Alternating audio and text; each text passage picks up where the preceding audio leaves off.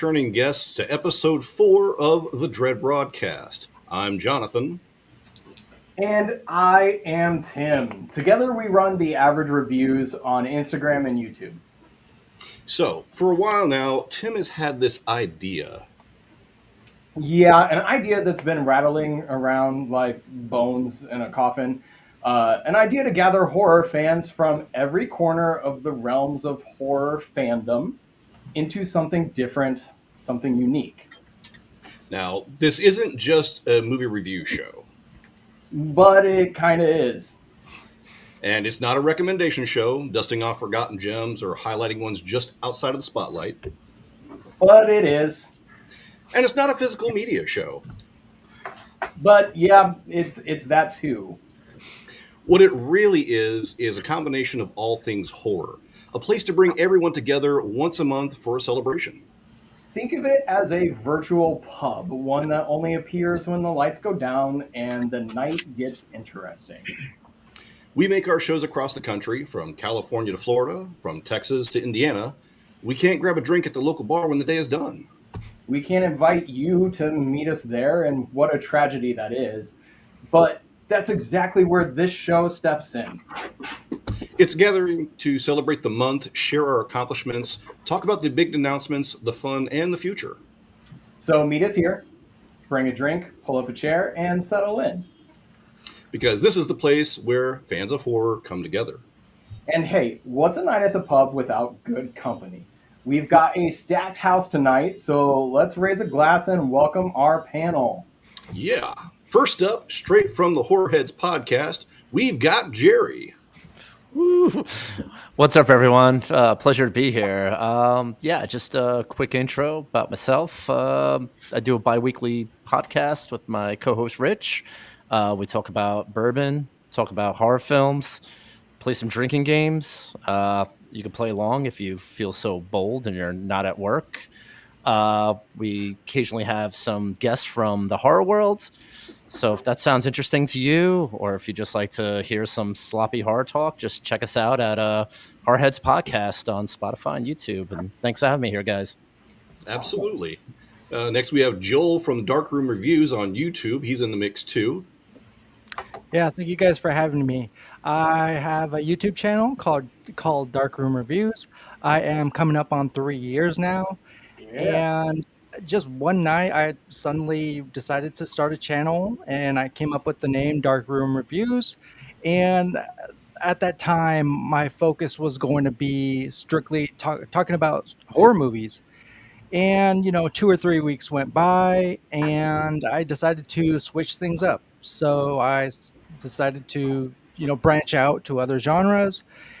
And that was that's still to this day, that's my focus, talking about all sorts of movies. I give movie reviews, a little bit of movie news, just as I like to say, a little bit of entertainment out of your day. And coming up in August, I have my third annual Ghouls and Goblins event, and something that came up with the channel and it's basically dedicating the month of October to horror movies. So I'll just be talking about that within that genre, videos all month long. Awesome. Heck yeah. And here to spill their guts, we have Tony and Elise from At Gutted Horror Podcast. Hi, thank you so much for having us as well. I'm Elise. And I'm Tony, and we are Gutted Horror Podcast. Yeah, we are a prediction and review podcast for all horror films, new and old. We like to take horror movies that we might have missed in the past and watch half of it, make a prediction of what will happen at the end, and then come back and see if we were right or horribly wrong. And we also do a bunch of trailer reviews and predictions, and bunch of fun horror games, top 10 lists. We like to also pay homage to some of the indie films that are coming out as well. Yeah, and you can find us on YouTube. That is sort of our primary place for our podcast, but we're also on Spotify, Amazon, Apple Podcasts. All those listening platforms. Yeah, and then Instagram for social media. That's our main place for social media. Yeah. Awesome. So excited to have you here. This is a table you definitely want to pull a chair up to. But we're just getting started. Back again, Kelsey from Slime and Slashers. Hi, thanks for having me, you guys. I am honored and really, really happy to be back. And it's cool. It feels like I'm a regular now, which I'm, like I said, very honored about. And if you don't know about me and what I cover, the name kind of suggests slime and slashers. Slime kind of signifies my love for 90s Nickelodeon a little bit, or at least that's why I chose the name Slime, and slashers because I love horror, all things horror, horror movies, horror books, and really I do cover more books, but I sprinkle in horror movie talk whenever I can because I love that just as much too. I like to do a lot of vlogging. I like to create community events, and today I am excited to tell you guys about carnival books and clown books. So I'm excited. And we have Josh from Horribly Opinionated returning for a second episode. Josh, thanks for being here. Yeah, thanks for having me back, guys. I'm looking forward to it. I'm a little sick right now. My daughter gave me a cough, so I'm going to be like turning my mic on and off. Got a Negroni in one hand and a bottle of water in the other. Nice. Really excited to be here. And I think I mentioned this last time, but I also run my own podcast. It's a paranormal podcast. So if anyone has true life ghost stories they want to share or know someone who does have those stories, I would love to talk to them. But I also do horror movie reviews and news on my Instagram and TikTok channel. Awesome. And back again after a month off for travel, Aaron has returned. Yes. Aaron. Yes. Awesome. Thank you, Tim and Jonathan. It's awesome to be back. I was out last month because I was on vacation, but I've been looking forward to this. So I am, yes, absolutely. I'm from A&B Horror Movies. You can find me on YouTube. I do mostly interviews with horror legends, actors, writers, directors, you name it, anyone involved in the industry. I'm more than happy to talk with them. However, I did my very first live stream last night. Tim, Jonathan, and GC joined. Thank you guys so much for being a part of that. So more live streams to come. Let's see, you can find me on social media at Aaron's Movies 8587 on Instagram and also AB Horror Movies on there as well. So this is going to be fantastic. Thank you so much for having me again. Yeah, always glad to have you back on. Unfortunately, Monster Maul Shop came down sick and is unable to make it. So in their place, we have George, otherwise known as At the Movie Den, stepping in. Hey, thanks, guys. Thank you for last minute popping in. And I know I've been trying to get on the show a couple of times, but just, times have just never panned out properly. But my name's Jordan. I run a channel on YouTube, mainly called The Movie Den. Talk about physical media is the main focus. And again, kind of obvious, the main genre I cover is horror, but I sprinkle in stuff here and there. And then I also have my Instagram at The Movie Den. You can go over there and check out. Always just talking to people, talking about horror stuff, physical media, having fun. And I do a weekly show, which I think GC could talk about a little more, that I do with him. And just, always doing live streams here and there and having fun. That's what Movie Den's all about. So, Nice. So glad to finally get you on here. Yeah. And thanks for doing it last minute. Yeah, of course. Good backup action. And of course, we have the man, the myth, the legend, GC from At Face the Movies, rounding it out. Guys, what an intro, man. Jeez. Thank you so much for once again having me back. I've become a regular here. Love hanging out with you guys. And it's funny, it's full circle because originally when I first came on here, I was actually covering for Jordan because he wasn't able to make it. And then now we're all here, which is awesome. Now, for you guys that don't know me, I am GC from Face the Movies on YouTube and Instagram. And I do have a horror podcast called Friday Night Fright Night. Each week I'm putting out an episode with my buddy Lee from Cinema Whiplash. So we pick a movie, either old or new, and we kind of just do a deep dive and discuss it. Put those out every Friday, usually midday or so. And as for Face the Movies, I cover a little bit of everything. Honestly, it could go from comedy to horror. I mean, you name it. As of late, I've been doing a lot of horror, especially obviously building up to Halloween and stuff. And like Jordan mentioned, we do have a weekly episode called Cinema Rewind. That's every Tuesday at 9 p.m. Eastern time. Usually what we do is as of late, we've been kind of picking some movies that have been coming out on physical media or in theaters, either sequels, prequels, or remakes, or just, upgraded physical media releases. And we discuss the original or we just pick an old awesome movie that people have completely forgotten about and we discuss it. We usually have a guest on. We've had Tim already, we've had Aaron, and this coming Tuesday we're gonna have Jonathan on there, so make sure to tune in for that. And besides that, just jumping on all these live streams, hanging out with everybody. So again, I'm glad to be here, and yeah, guys, so pumped. Glad to have you. So we've got someone else pulling up a chair tonight that I'm seriously excited about. Oh, absolutely. Our guest has been in the trenches of horror and sci-fi for over 3 decades. Writing it, editing it, putting it on the screen, you name it, he's done it. He's the Bram Stoker Award-nominated editor behind Hell Comes to Hollywood, the creator of 18 Wheels of Horror, and the screenwriter of SyFy's cult favorite, Ice Spiders, among others. But what I love is that he's never just camped out in one lane. Eric's stories hit that perfect balance. Genre lovers eat them up, but they've got that wider appeal that makes them great for sharing with friends. Exactly. He's been shaping horror from the inside out for years, and he's still got that fan's energy, always excited, always thoughtful, and always ready to talk shop. And he's not talking into the void either. He's connected with over 5,000 fans of horror and sci-fi who follow his work, which tells you just how much people value what he brings to the table. So grab your drink, because we're about to welcome Eric Miller to the show. Eric, thank you for being here. Hey, thanks. Thanks for having me. Yeah. That makes me sound way more fancy than I actually am. Well, let's kick this off. I sent you the first question ahead of time. This got leaked somehow. What got you into writing? How did you kind of discover your knack for writing, your love of writing, and how did it get you into movies?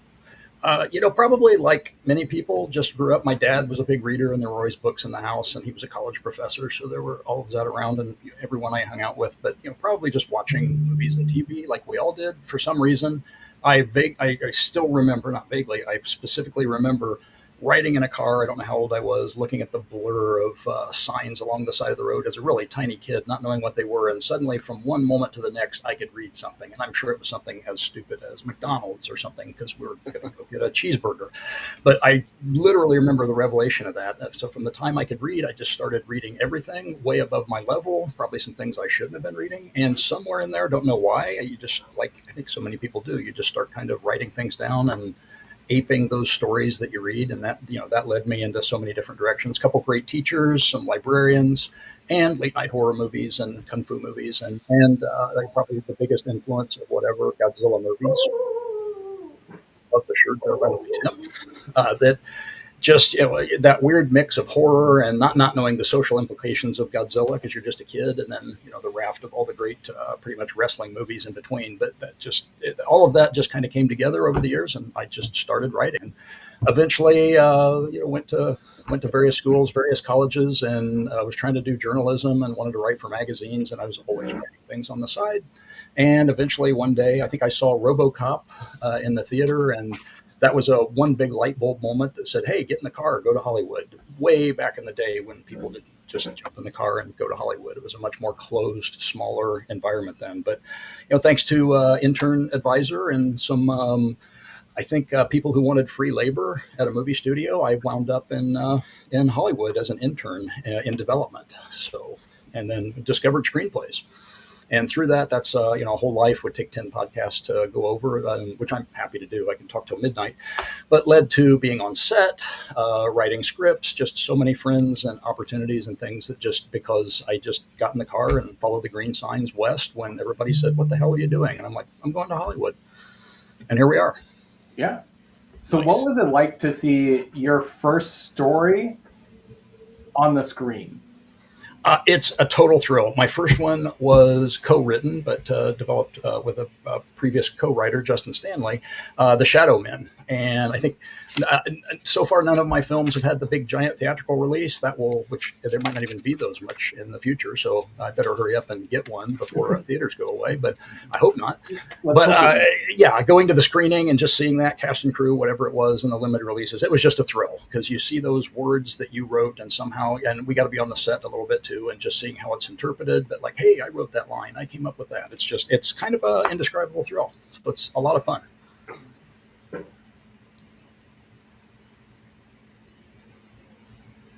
Anyone have questions? Want to hop in?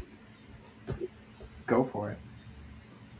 So I know you've edited some story collections, but I actually was able to read your standalone book, Whatever Happened to Uncle Ed, and I found that really interesting because it mixed a lot of different elements, and I'm like dying to know your inspiration behind it. Because just to give everyone a little bit of background, you've got like fantasy elements, you've got horror elements, you've even got sports elements because basketball plays like a big role in the story, but you also have a lot of emotional development. I felt like in the book, especially when it came to the characters, there was definitely like an underlying emotional aspect to it. So I'd love to hear about how that came into play and what inspired you to put all those elements together. Yeah, thanks for reading. And the emotional elements are there, and that's the core of the story. And even though, I usually say I don't want to give too much away and spoil anything, like you said, there's different elements. There's fantasy, horror, mystery, a romance, which I know a lot of my friends are out there laughing that I wrote something regarding romance, but it's just kind of me. I like horror comedies. I like horror fantasies. I read voraciously. I like kung fu movies. I like science fiction movies and books and TV. I read widely and I watch widely. I'm not a some people are snobs that, literary people don't read horror, or horror people won't read literary. And I've never been that way. If it's a good story, it's a good story. I'm reading Dickens at the same time I'm reading Poe when I'm a kid. And I can happily flip from an art film over to Godzilla and giggle while, giant rubber monsters are destroying Tokyo. So I've always liked that. And my favorite writers have been that. I have to give huge credit to, grew up in and around Indiana, mostly. That's my state home, even though I've been in Hollywood for decades. But Kurt Vonnegut from Indiana, and he was an early read, and I think they shove it down your throat a little bit because he's the home state guy, but he was such a terrific, amazing, world-altering writer, and you read things like The Sirens of Titan, and he always mixed science fiction with sarcasm and humor and very literary stuff. And so that was a huge, huge influence on me coming in. And this story itself, I took the writer's adage of, if any of you have heard this, to write something, finish it, put it in the drawer, come back to it later, disassociate from it. I spent far longer than I want to admit staying away from this story, but it always called to me and came back. So there's elements, some people have read it in some of my hometowns. I have various places I live, but there's elements of people that I know. There's elements of me and the hero. There's a couple of basketball heroes, sports people that I've known. I won't say that it's directly taken from one of my bosses, but there's a boss in there that was a lot like one of my bosses, the good one, not the bad one. But so there's so many. I think it's why it comes off so real, and that emotional core comes through in spite of shooting demons in the face and all this weird magical stuff and things going on. There's so much of me in there, my family, the good parts of my mom, the good parts of lessons I learned from my dad, friends, and just little bits. And I could go on forever and go through and have a little Easter egg pop-up thing of just like, oh, this came from there and that came from there. And all writers do that. We all take little bits of ourselves and put them in. And in this one is probably more personal than most of the things I've written. Even though, I can't dunk a basketball or anything, the heroes very much got very much elements of me, and that Midwestern drive to work and finish a job and take care of your family and ignore outside. Take care of the family, keep it inside, and no matter what it costs you, just go do it. So, and again, I'm glad that emotional core comes through because I wanted it to be entertaining and fun. At the end of the day, there's sections, I've read them, I've read them over 100 times. There's a couple of sections still make me cry when I read them. And I hope readers get that too. But at the same time, just have a lot of fun because there's also just flat out stupid fun things in there too. Yeah. Elise, you had a question? I do. Hi, Eric. So one of my favorite subgenres is the creature feature, and I absolutely love shark movies. So Swamp Shark, I absolutely loved that movie. It was fun, and but what really impressed me was that you have so many characters in that movie, and they're all so different and still very likable. How do you get so many characters into a script and still make them interesting and to where you care about them? In fact, one of the characters that I think you're supposed to not like, when he dies, I'm like, oh, I liked him. You know what? There's people that do that 1,000 times better than me. Like, I'm in awe of, like, you read great Stephen King books, and there's 50 or 60 characters, and somehow Joe Abercrombie, if you read him, I'm just blown away. And The Blade itself and others, how there's 60 or 70 characters, and they go through 10 different books, and there's callbacks to them. But so you just put that in, and you strive to do that. You have to watch it. As a writer, you have to be careful. This has happened to me a lot too, but I see it in other people's works that sometimes you have the same character spread across two different people. They're saying the same lines and they serve the same story purpose or emotional purpose. So you have to kind of catch yourself or catch your friend to go back and go, oh wait, no, get rid of that person. But part of it is just characters are the most important thing. I usually get a story in mind first. But the characters are what makes it happen, because we all want to identify with them, and some little bits of us and the comic relief or whoever, we all think we're the hero, but most of the time we're really just the side character. But making that real, and again, just putting little bits of people that I know in each one of those, or people, whether they're friends or not, or people I've worked for or with, I try to hang little bits of those things and the dialogue and the way people talk on that. And then when the actors come on, all credit to the actors, especially in a screenplay, is scripts are blueprints.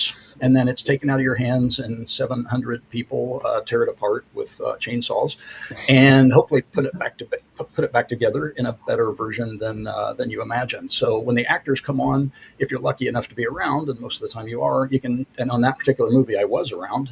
You could take little bits of them, talk to them, and sometimes they want a lot of changes, but you have to be careful to not wreck the script and make the director mad.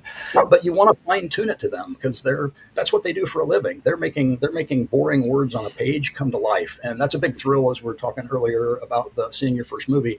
When you see a line delivered the way that you imagined it being delivered when you wrote it by an actor, it's like, oh wow, that was it. They got exactly what it was. But so all credit to them and the directors for taking those words and doing it. And again, hopefully you're there with them to make that. And which character were you mad that got killed? I'm curious. Christy Swanson's boyfriend. I thought he was fun. He was being kind of heroic in this moment. He's like, I can do this, and I knew it was going to happen. And oh well. Oh, here's you're talking about the one, again, no spoilers, but the one who gets a certain part of anatomy bitten. Is that who we're talking about? I'm just going to embarrass him forever. That's my good friend, Rich Tanny. I hope you're watching or listening, Rich. Before he was a phenomenal writer-director, or during it, he was an actor as well, and also really good at that. And I was connected with this project, and I thought he was right for one part, asked the director to give him a read, and they turned up giving him a bigger part. So he earned that completely, and we still laugh about that. He makes amazing films, and he's far more than getting anatomy choked by a shark down in the swamp. And it's fun.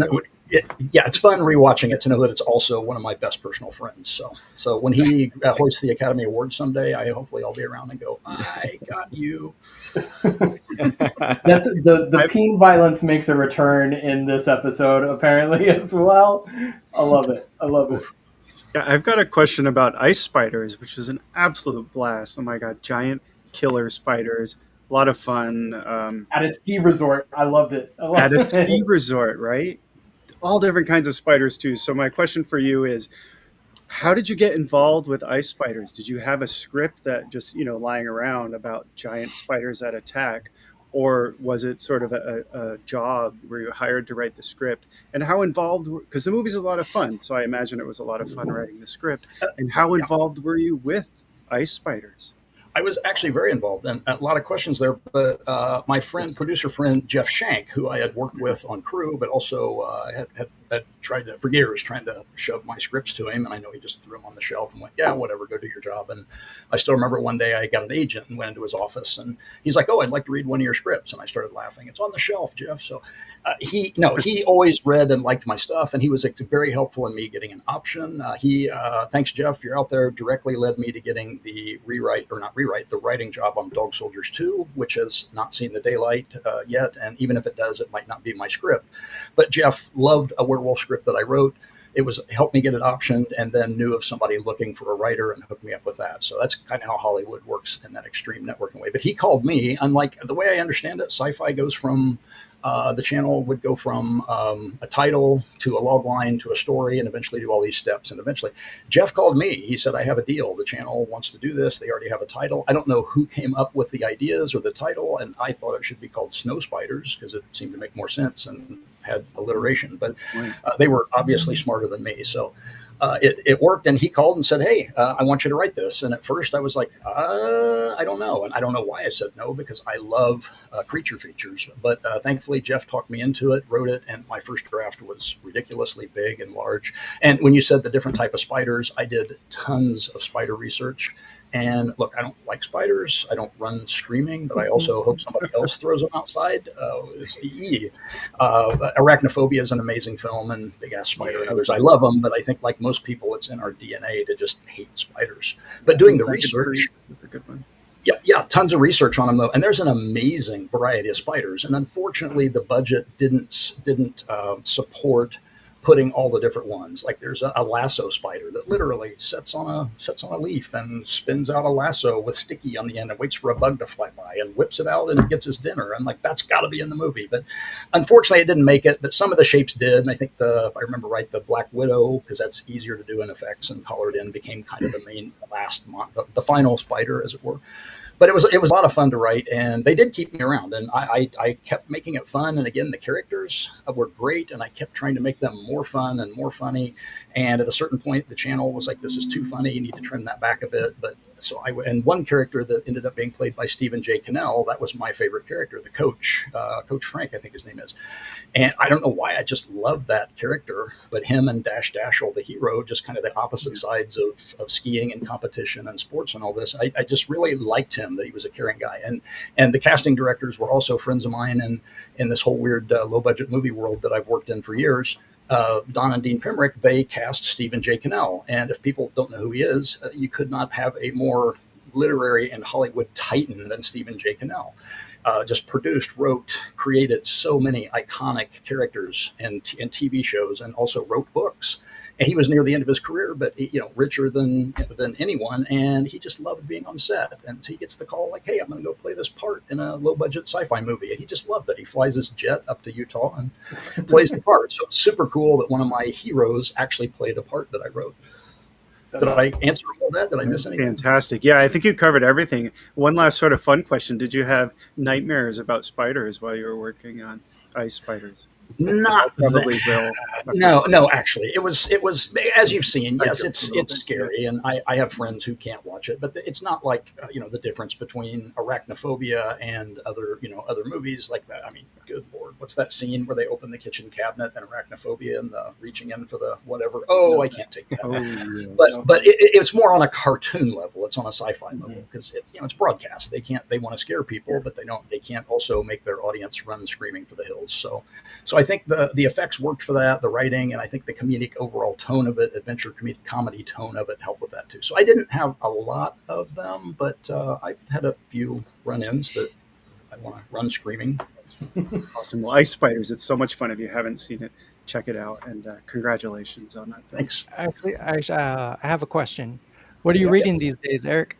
What am I reading? I am reading a book called Polybius, new horror book, horror sci-fi. Colin Armstrong, also from Indiana, who I didn't know back then, but somehow back in the years, I saw a short film that he made, and I was blown away. And I'm pretty sure, if my memory works, I reached out to him years ago, and we talked and chatted, and he took. We just fell apart. And then when I had the first the book signing for Whatever Happened to Uncle Ed at Dark Delicacies, one of the last signings there, he came in, and I hadn't seen him forever, and we reconnected, and he had just published his book, which I didn't even know he was writing. So I'm reading that, and I've also just picked up, I mentioned before, late in life, I've become the biggest Joe Abercrombie fan in the world, so I've just started The Devils. I was going to reread the entire 10 books of The First Law, if you all know what I'm talking about. If you don't, and you're into darkness and grim noir and fantasy and all that, or just great writing. Holy crap. Joe Abercrombie's amazing, but instead of rereading 10 more books, I just said, The Devil's a new one. Let's jump right in. So, and one more question. Go ahead. Well, okay. No, go ahead, brother. Okay. Who are your favorite authors? I got so many, as we all do. You have to put, in the horror world, have to put Shirley Jackson and Stephen King at the top. They're amazing, and you always have to go back to Mary Shelley, and the Frankenstein started everything, but there's not a big catalog there. But people very diverse. Roger Zelazny, not necessarily a household name like Ray Bradbury and his contemporaries, because there's not been the definitive TV show or movie made other than Damnation Alley 100 years ago. But as Zelazny blew me away, his the first 5 Chronicles of Amber, I think I've reread. I discovered those in the 10th grade on a shelf in the library, and I think I've reread those 50 times, all 5 books. Poe is a big influence on me. Tim Powers.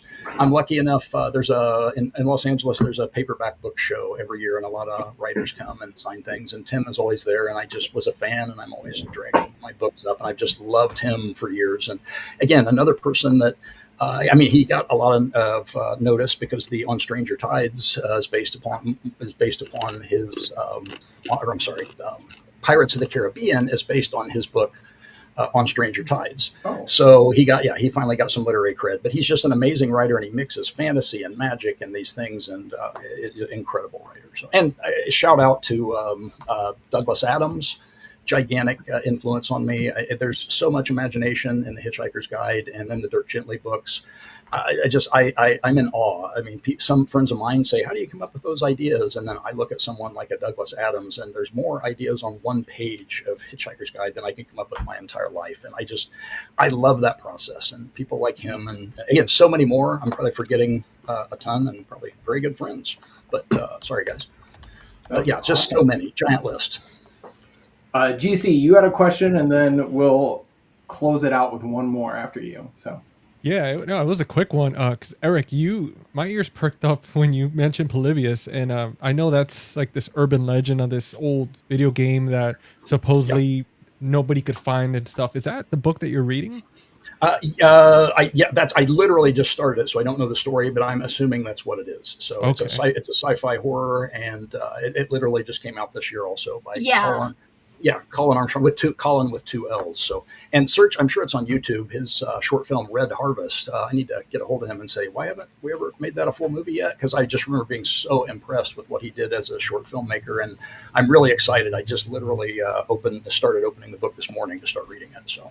Oh man, that's awesome. Yeah, I remember hearing about it a while back, and I'm big into like those type of urban legends. So that's awesome that you're into stuff like that, man. I mean, I love that you mentioned that you don't put yourself in just one corner, one genre, because I think it's important that as a writer, filmmaker, when you embrace all these different genres, you're able to pick and choose a lot of the good things that come from each one of them, and you're able to create these masterpieces. You're able to keep things a lot more realistic and honed down compared to somebody that tries to make a horror movie, but they've done comedy their whole lives, and they don't really understand like the key elements that go into making something realistic, like a slasher film and stuff. Yeah, well, that ends up happening in Hollywood a lot because, and I don't mean to make anybody mad, but there's a whole bunch of people in Hollywood, especially screenwriters, that they watch and read other movies. And I run into them all the time. You even run into executives that have never read, they haven't seen this or heard of that. And I don't claim to be, I don't have an English degree. I'm not going to write the great American novel by any stretch, but I've read Greek plays. I've studied theater. I've read, like I said before, I've read Dickens. I've read all these kind of things. And to me, doesn't everybody do that? And you look around and you see a lot of, not all screenwriters that are just, oh, did you read the last screenplay? And so there's this weird churn, especially in Hollywood, where things just start becoming so derivative. And I'm always fond of saying, I still remember seeing it, that zombie genre was so stale. And Danny Boyle and his team came out of nowhere. That was not a horror guy at all, and made 28 Days Later and just blew the doors off of a genre and reignited it. I mean, zombies were always there, but they weren't. I don't think they were the industry that they are now. And thanks to Walking Dead and those teams too. But somebody comes from outside, Danny Boyle. Like who's this? He did Trainspotting, and then he makes arguably one of the greatest horror movies ever. That's just awesome, and that's being open to other people coming in. And he did it respectfully. He wasn't coming in to stomp on people and so I can do it better than you. But there's an absolute element of, I'm sure there was at one point on the set or in development where Danny Boyle went, hold my beer. Watch this. All right. So to wrap up the interview portion with you, Eric, thank you so much for your time and being here. I know you had mentioned you're going to stay and hang out for a while, but don't know how long you can stay. So that's exciting. So last question for you. What do you have in the works? What's coming up for you? What's next? Tooling on just promoting Whatever Happened to Uncle Ed, the novel, which is as anyone will tell you who's ever written a novel, and the screenplay. The hardest part is selling it and getting out there. So, just doing all that. And I think most writers are like me. We're not naturally, getting out there and jumping on the stage and saying, buy my book, buy my book. But I think there's a great story there that a lot of people would enjoy if they read it. So I'm doing that. I'm also editing my second novel, which is a little more traditional, but still not quite as wild as Uncle Ed, but it's more of a traditional haunted house story involving ghost hunting and what happens when you might have actually gone into a real haunted house. What could be happening here? So working on that, editing that, hopefully that'll be coming out. Have to finish it first and then do the rounds of submissions and all those fun things. But hopefully that'll be seen soon. And just always tooling on a couple of screenplays. I've got a short list of things that I want to work on and a couple of things I'm working with a few friends. There's a script that I was invited to help rewrite by a couple close friends that's going out right now. So fingers crossed for everyone that'll get picked up. And hopefully one of my originals will get picked up too. Awesome. That is exciting. So thank you so much for this. If you haven't, yes, round of applause. If you haven't, highly recommend checking out some of his movies. I totally am on what you said about characters, because that is something that stood out to me. I read Whatever Happened to Uncle Ed. I watched Ice Spiders, and both times. Sorry, my dogs are going crazy right while I'm talking. It's the dog character. Normally I mute that, but now, your characters stand out, and you put a nice amount of depth. That's one thing that watching Ice Spiders, I'm watching and I'm like, these characters have so much depth for that movie. And it's part of what makes it so much fun and keeps you engaged the whole time. So thank you again for your time today. Appreciate that very much. And you stay in the hangout, because we are kicking this off a little bit different. Normally we go right into someone's reviews, but we had a pretty well talked about horror movie come out this month, and I'm pretty sure most of us here on the panel have seen it. And we actually had someone who was unable to make it, so we have an extra 10 minutes to fiddle with here. So I want to talk about Weapons, everyone. So who didn't see Weapons? I just saw it last night. I went to the theater last night, blown away. I saw it Friday night. Yeah. So Jerry hasn't seen it. We'll keep it spoiler free. Especially, my rule of thumb is if it's in the theater still, spoiler free. Timmy opened a Pandora's box. But let's talk. So I do, if I may, I'm gonna put in the chat the scorecard that we use over at The Average. And if you are paying attention, listening out in YouTube land, or those of you sitting right here in the panel, if you can take a second throughout the episode, whenever you have a moment, fill out the scorecard, and at the end, I want to get our official average. But we're going to chat about Weapons. So we've all seen it. Well, all but Jerry. Yeah. I didn't see it either. I am planning to add it to, hopefully it'll be streaming by this time, but it's on my Halloween watch list. Spooky season watch list. Definitely. And we recorded we did a live stream with Aaron and Back to School, and Jonathan brought up it is a perfect back to school horror movie. And I didn't even think about that until Jonathan said it. And I was like, yeah, it is. Those students vanishing is fantastic. So who wants to go ahead and give thoughts? What were your thoughts of Weapons?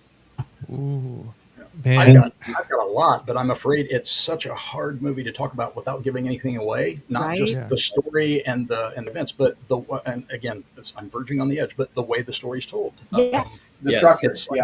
The structure was weird, man. And the structure of it I didn't expect, and I'm a fan of older movies that do that. Again, trying not to give it away, but an old Kurosawa movie, which famously does that.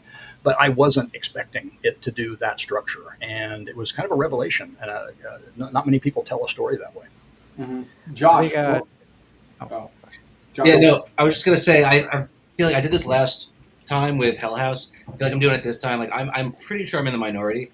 And I thought, first things first, the promotional aspect of this film was tremendous. I thought like it bordered on like Paranormal Activity, Blair Witch. Like it was one of those films that like hyped the hype was just so real. I was like I personally love Barbarian, one of Prager's previous films, and I'm waiting for him to outdo it. And Weapons for me just I I understand like everything that happened. And on paper, it's like one of those films I should have really, really loved. It was good, but for me, it just kind of like the ending wasn't the biggest fan of, and it left a lot of questions for me where I feel like I was like more so confused at the end, and it was good again, but not like my favorite film this year by any means. Josh, you're not alone, man.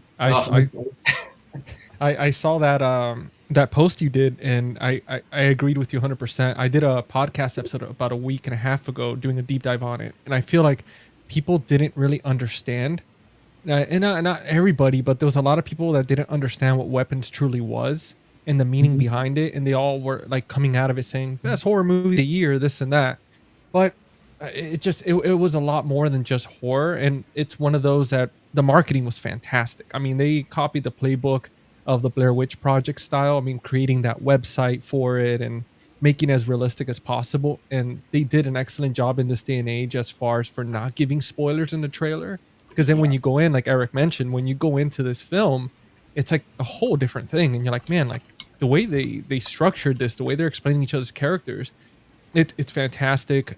A great film, but I think if you, for Kelsey and Jerry, since you guys haven't seen it, go into it with different set of eyes. Don't go into it as a horror movie, because if you go into it expecting a horror movie, you might come out a bit disappointed, because it's a lot more than that. And it definitely it lives up to Barbarian. I think in the social commentary sense, it does a fantastic job in that. I think it goes probably even a little bit deeper than Barbarian, but yeah, it wasn't to me a 5-star rating at a Letterboxd, but it did fantastic. I do think we've mentioned it a little bit. Like, I do think marketing it as the scariest movie of the year is misleading. Yeah. That is my biggest issue with it, is that it wasn't really scary. The movie was still fantastic. I still loved the film. Kragers is a fantastic director. His writing, I love Barbarian too. And if you liked Barbarian, I went in knowing that at some point it's gonna Kragers has this unique sense of humor in his movies, and so I wasn't disappointed when that surfaced. When it surfaced, I was like, yes, this is a Krager film. I love it. I would say that, okay, 2 reasons why I liked it in a very non-spoilery way. I'm big on characters. I loved all the characters that were presented and performed in the movie. Very excellent performance or excellent character development for so many characters again. And another is that I feel like, okay, maybe it wasn't the scariest movie of the year, but that's a tall order. And I feel like it had so many scenes that creeped me out. And I'm not a huge fan of jump scares. And so this one I felt like gave me the kind of scares that I wanted. And there were some very creeping scares for me. I actually had just a quick question for Kelsey and Jerry. Even though you haven't seen it, has it been spoiled for you already? Because that, even before, right after we saw it in our social media feed, there was just spoiler after spoiler after spoiler, and I was just like, wow, I'm glad we saw this when we did. Luckily, I'm no. taking a gamble, but I am so out of the loop of things today. Is it just me? I guess because I like nostalgia so much, I'm living in the past. You're obsessed with the clown from the 50s, man. But yeah, maybe I'm living in the past, but I somehow have not seen spoilers yet. Knock on wood. I know I'm taking a risk, but we'll see. I hope it doesn't get spoiled for me. Fingers crossed. It's hard to avoid the spoilers. The latest episode of Dexter was spoiled for me by a major news article on Facebook. First view. So the episode had been out for 3 hours. Anyways. I didn't even see any of the marketing, so I live in my own little bubble, and things pop up. Oh, that was 5 years ago, but I didn't see anything, so I didn't know what to expect, and I didn't even know that it was a pure horror movie. And also, one of the beautiful things of it reminded me a bit of Ty West's Innkeepers, another favorite movie. If you just walked into the theater accidentally, got the wrong ticket, probably the first hour, you wouldn't know you're in a horror movie. It's and that's also what I think some of the best books and movies are, that it's about the story and the characters. It can go either way. When you add the weird stuff in and the crazy stuff in, that elevates it. But at the core, I was like, is this a horror movie? I wasn't even sure. And and it turns out, yes, it is. That's not a spoiler. Yeah, it was very deceiving from the trailers. What I saw in the trailer versus what I saw in the theater totally blew my mind away, because it was not what I expected by any stretch, but was so friggin' awesome. I was just like, I came out of there just like mind blown. I want to touch on kind of what Elise and Eric mentioned. The characters, I think, is what really stood out for this film. It's I don't like when characters are in a movie just to be in the movie. Like there has to be something to them, and I think with the characters of these, they have a purpose. Every decision they make, there's reasons why they're there, and they culminate all to the end. Reasons why they're there. But I think it is a great job of it's got like some weird comedy and social commentary aspects of it, and subverts expectations tremendously throughout the movie. So, yeah, I didn't even know Josh Brolin was in it. I really went in, but I again, trying to be delicate around this and not spoil anything. But there's a moment that had to have come obviously from the screenplay, but the performance, and trying not to give anything away. But once you know and you've seen Josh Brolin's character, there's a moment later on when certain things are revealed. I went, oh, that's Josh Brolin's kid. It made perfect sense. And it's such a subtle thing. Again, when everybody sees it, or people who have seen it, you'll know what I'm saying. And it could have just been completely random, but it was so subtly tied into his character.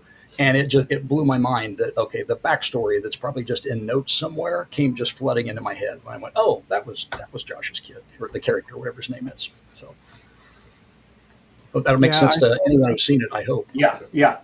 Absolutely. I saw the film opening night, and I was overall, when I walked out of the theater, I was impressed with it. I think, giving it some thoughts, weeks later, it's to me the way the story is told is the star of the movie, in my opinion. And if we're talking about Zach Kreger, also going back to Weapons, I had a chance to revisit that one, and in that first act, we have, Bill Skarsgård and the lead actress, and that whole scene, opening scene, the Airbnb, them getting to know each other, it drew me back to a little film called Psycho. And it just I got like Hitchcock vibes. Excellent misdirection. That first act. Mm-hmm. Yeah. Do you know, I just found out recently that Mama in that was played by a man and not a woman. Yes. I'm probably the last to know that, but I have an autograph, and I looked it up. I was like, oh my gosh. Alfred Hitchcock Psycho is my favorite movie of all time. So Yeah. we can't start talking about that, because I'm going to take up the next 2 hours talking about Alfred Hitchcock Psycho. I wrote a paper on it. Like, I love that film. I have a quick question just for the panel, and it actually has to do with the ideas of hype and marketing. And I actually commented, I think it was on your post, Josh. I can't remember if it was your post, sorry if it was not. But just the idea of like hype for a movie, setting your expectation when you go into the theater, and also like marketing. So like if a movie is mismarketed and it doesn't meet your initial expectation, do you all maybe like give it some time, think about it, maybe watch it like 6 months or a year later, and then kind of decide like, is this a movie that I like, or is it not a movie that I like? Because I think about that a lot, especially with the Blair Witch Project, because that had just waves of people that hated it because they thought like, oh, this isn't real. Whereas the first viewers that saw it, they thought it was real. Mm-hmm. And then like, years later, if you're watching it like, oh, I used to hate that movie, and you watch it and you're like, this movie is so good. It's a classic. It's one of my personal favorites of all time. But just wanted to hear thoughts about like hype and marketing in movies, because I've been hearing a lot about it in recent releases. Man, I want to jump in on that one, because I have a very strong opinion on like when it comes to marketing and We love strong opinions, GC. That's right. And like, see, for me, I think it depends on the environment that you're in. I will say, when I saw Weapons, I was surrounded by people that just did not respect cinema in any way. I had a lady 2 chairs away from me crinkling a napkin for 10 minutes straight. And it was just like the entire time. People This is the one that I told you the lady in front of me was on her phone the entire movie. Oh, yeah. I had one of those too.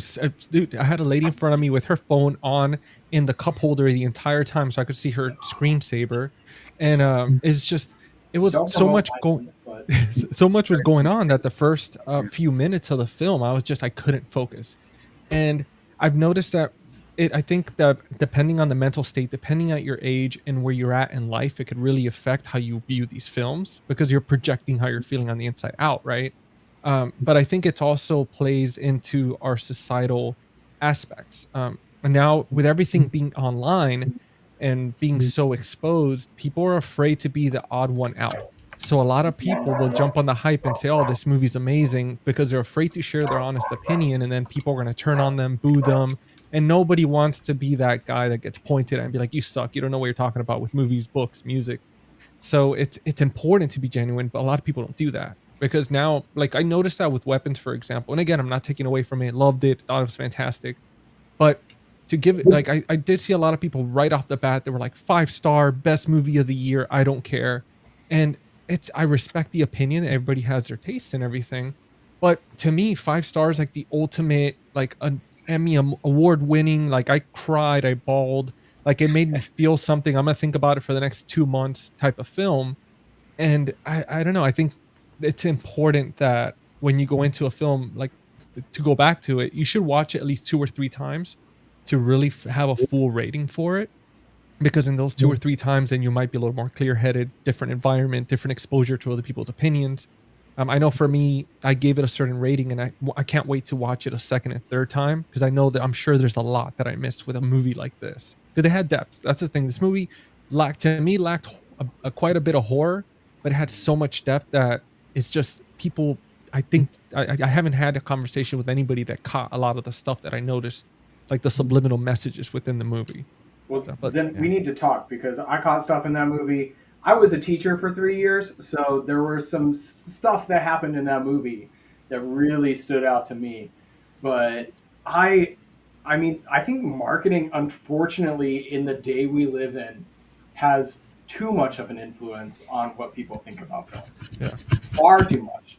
And that's personally, I try to avoid it. Kind of like Eric saying he lives in his own little bubble and doesn't see that much about it.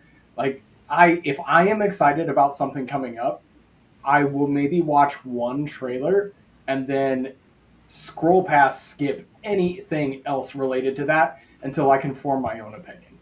Because I know that, unfortunately, I am someone that if I see enough hate, I'm like, yeah, that was awful. And I start to hate it too. And unfortunately, that's the case. Like, I saw Last Jedi 4 times in theaters trying to convince myself I liked it. And it didn't Wow, happen. that's dedication. Wow. Well, it's kind of an existential problem too in the business that people aren't going to theaters like they used to. And yes, there's many reasons: the price and the fact that you can see everything in a million different things. But hey, the theaters are church to me. I've been going since I was a kid, and I love nothing more than seeing a good film in a great theater. Mm-hmm. But you get in there, like I got the first time I saw Godzilla -1. I cried. I admit it. I'm not a tough guy. I cried the 3rd, 4th, and 20th time I saw it too. There's people laughing. And it's that experience too, that you're driving people away by that disrespectful experience. And this, like, I get it. People were laughing at the right moments. And I think there's something to be said for a marketing that gets you in there in the right mood so that people know what they're coming into. But then when the filmmaker can grab you and make those people shut up, you've made a great film and a great marketing campaign, which is hard to do. I wouldn't want to be a marketer. I'd be terrible at it. But how the hell do you get people into a theater these days? Yeah. Forever. I just want to add to that quickly. When I saw it, it had probably been out for like 2 weeks, and it was a packed theater still. It was nice to be sort of, a horror movie and be in an environment where it's a packed theater and everyone's into the film and wants to watch it. It was nice to experience that because usually that's not the case. Yeah, if you're old enough to have seen The Others in a theater, the quietest movie ever. I was lucky enough to have a great experience with the crowd I saw it with. But a friend of mine, I can't go into the story because it's his story, but he had the worst movie theater experience ever trying to watch that super quiet movie. But yeah, and I gotta give kudos to the marketing people and trailer people. I know it's not exactly what we're talking about, but the people who cut trailers, that is an art to take all of this footage. And sometimes, yes, they shoot scenes or create things that are in the movie that aren't in the movie, they put in the trailer to get you in the seats. But selling that in 30 seconds or whatever, how long the trailer is, a minute, it's an art. The people who do that there should be an Academy Award for that. There might be, for all I know. Ooh, okay. The Golden Trailer Awards. There are, yes. Okay. There should be. Yeah. There's a thing called the Golden Trailer Awards, Yes. and it happens in Los Angeles every year. Yeah. But look at me. I live here and didn't know about it. So I'm going to go this time and cheers. Oh, yes. A Quiet Place was very quiet, and I Quiet just Place wanted to eat my was. popcorn and enjoy A Quiet Place, and I felt like I was disturbing everyone around me. Popcorn eating always disturbs me, but that's just a personal thing. So You go to a dine-in theater, and then you have like someone delivering food, and then loud crinkling packages, and then you're just like, "Can you please stop?" I will never forget my experience at A Quiet Place because the people next to me brought their baby like in a carrier. The baby was quiet the entire film. Wow. I was amazed. It was amazing. Well, it was really quiet. There was nothing to wake the baby It up. was It fantastic. was people truly eating a popcorn. quiet place in the theater. Yeah, it was. The baby It was quiet. one of the Whatever best movie going choice. experiences. Wouldn't that be great to have one of the aliens in the back, and when people start making noise, it would just get them? Good. All right. That was awesome weapons conversation. I am seeing reviews for weapons populate over here using the link that I dropped in the comments. So thank you guys for that. Well, I'll reveal the results at the end of the episode. But now let's get into, I believe Jerry is first up on our list. Jerry. What? You have the new guy going first? Yeah, unfortunately, your category is actually all new people tonight. Oh, okay. So Interesting. it is all new people. It's all right. It's all good. And listen, I don't want to detract from the conversation at all, but I'm so shocked that a lot of that conversation we just had actually tapped into the reason why I haven't seen weapons in the theater. It does take me a lot to go into the theater because I can't stand distractions. So don't shun me, but I'd rather stream. Sorry, guys. I'm sorry. I'm the same I'm way. sorry. I am with you. That is why I Thank haven't you. seen it. Thank you. Marketing almost worked on me. Yeah. I was like, oh, I really want to see this. It's going to get spoiled. But it takes so much Yes, for thank me to you. go So- now. And I used to love going. Yeah, so, me Jerry, too. I'm with you, man. Not Thank you, you. Kelsey. Not you. I'm sorry. Just give me a dark room by myself. That's what I prefer. I can't like the chewing, the phones, forget it. But yeah, I digress. So, but yeah, thanks. All right, so I guess I'm up first. I just want to do a quick review about a new 2025 film. It's a aquatic horror film. It's a shark horror film. It could be a serial killer horror film. And it's called Dangerous Animals. So I don't know if anyone had checked that out, but I was able to watch it. I watched it twice so I could form a really strong opinion about it. So Sean Byrne is the director. He's really kind of known for Devil's Candy and The Loved Ones, which is, I would say it's kind of like a cult classic at this point, but this really feels like a new level for him. And let me give a quick plot. I'm not going to do any spoilers because this is fairly new. But Zephyr is a surfer girl who gets abducted by a shark-obsessed serial killer named Tucker. He kidnaps her onto his boat, and now she has to figure out how to escape before he lives out his ritual fantasy of killing people by feeding them to sharks while he films it. So, I mean, that's a pretty crazy plot. Definitely not your average shark horror, where really the shark is the antagonist, and really as long as you're not in the water, you're kind of safe. This really kind of makes humans the monster. And he uses the shark's nature to live out like these crazy twisted fantasies, and it's definitely a different plot that I never saw before. This is Shutter Film, and I think they have a really strong catalog now. So I felt like kind of positive going into this. Apology, Wounded Fawn, Evil Lurks, Oddity. They're all been like some great films. So I don't think this is any different. This is definitely up there. There's a lot of great shots, cinematography is sharp, it's beautiful. It would have been a gorgeous film if it wasn't for like all the shark mauling. there's a lot of like long, like kind of beautiful ocean shots, and it's very tropical and lush, and make you kind of like want to live there if it wasn't for like this crazy serial killer whose name's Tucker. And just want to get into a little bit of the acting. I think the acting was fantastic. Tucker is a likable character until he's not. He's played by Jay Courtney, who surprisingly doesn't do a lot of horror, but he definitely has like this twisted serial killer thing locked. I mean, he's becomes like terrifying at like a drop, and really make you feel like this guy is like far from a human. His performance reminded me a lot of James McAvoy at times from Speak No Evil, just kind of like that. Yeah, like that deranged psychopathic serial killer with really no regards to like human life. There's like this great scene where he's like sitting down for like, and he's like eating dinner, and he's like, you know, drinking some wine, and he's like sitting there watching like his shark kill video, kind of like enjoying it and like reminiscing about it. And it's like funny, like in a dark humor way, but like kind of really sick as well, which is an interesting kind of dichotomy there. On the other end of the spectrum is Zephyr, who kind of plays like the protagonist. I feel like she's someone that people are either going to love or hate. She's like a very type A kind of personality, rough around the edges, maybe soft at times. But she's kind of just like a dick. I mean, I don't know if I could sorry, I don't know if I'm allowed. It's okay. She's played by Hassie Harrison. I should X that in the beginning. She's played by Hassie Harrison, who's done some horror, but it's mostly like a series actor. I think she's in Southbound, which is like an anthology. I don't know if anyone checked that out. I didn't really remember her in it. But I think she played the role well, but personally, I didn't love her.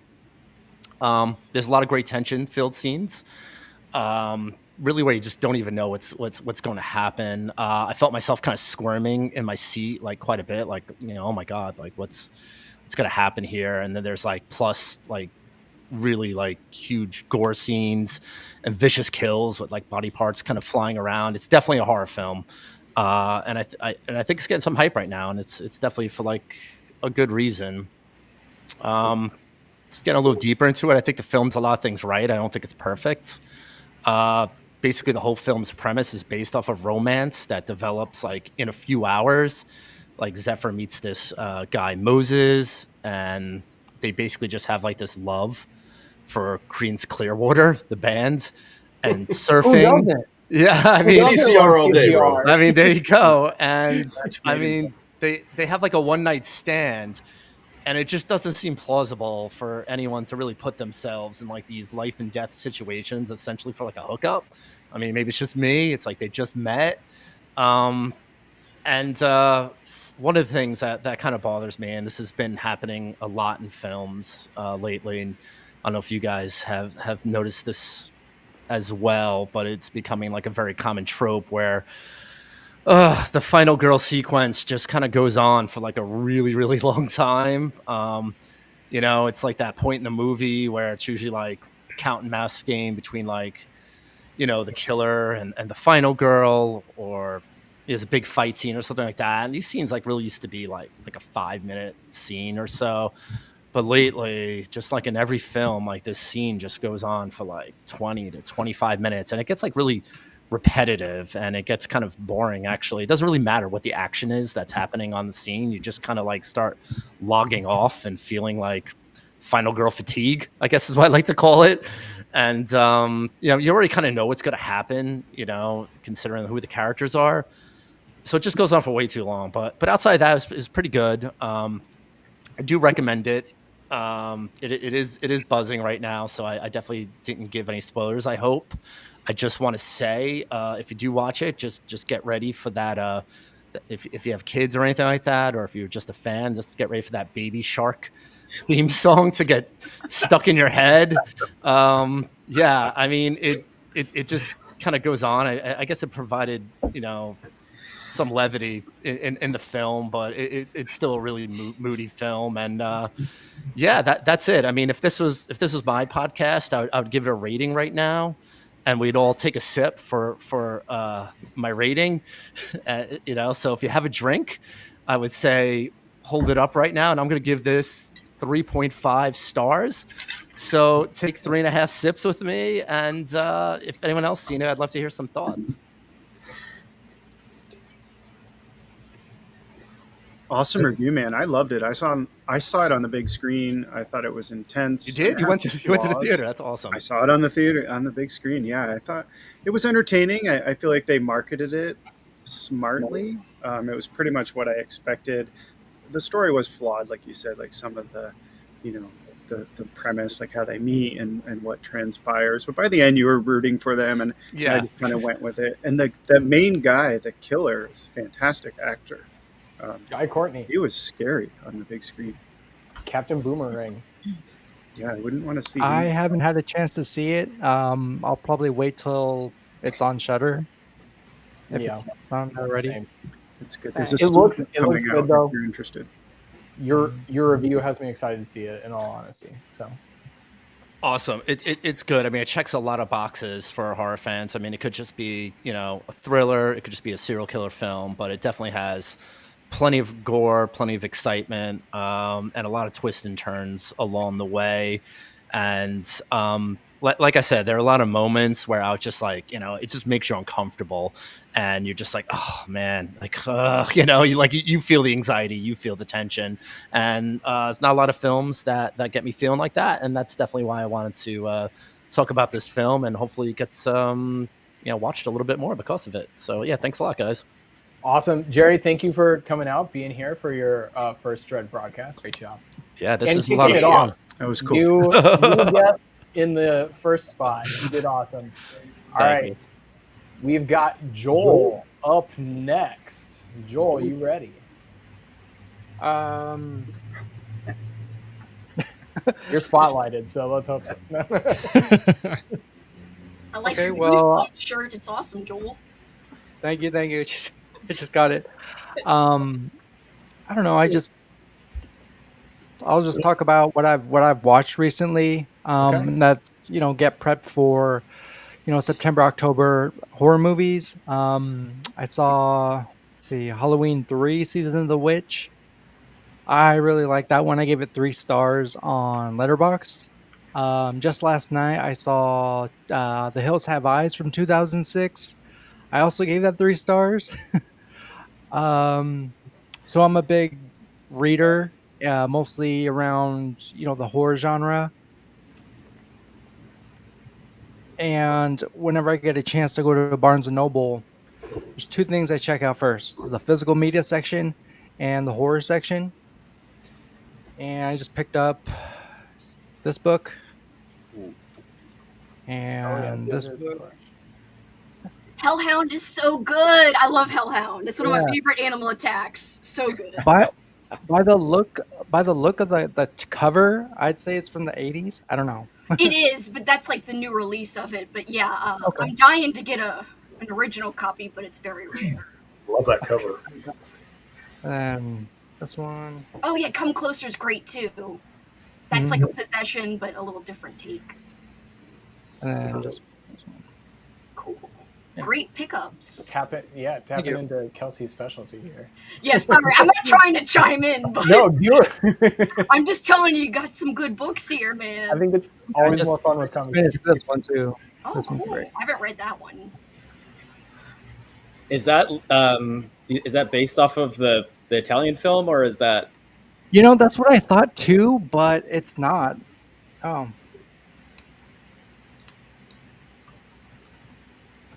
That's all I got, guys. Okay. That's all right. That's all right. Okay. That means Elise and Tony are up next. Okay.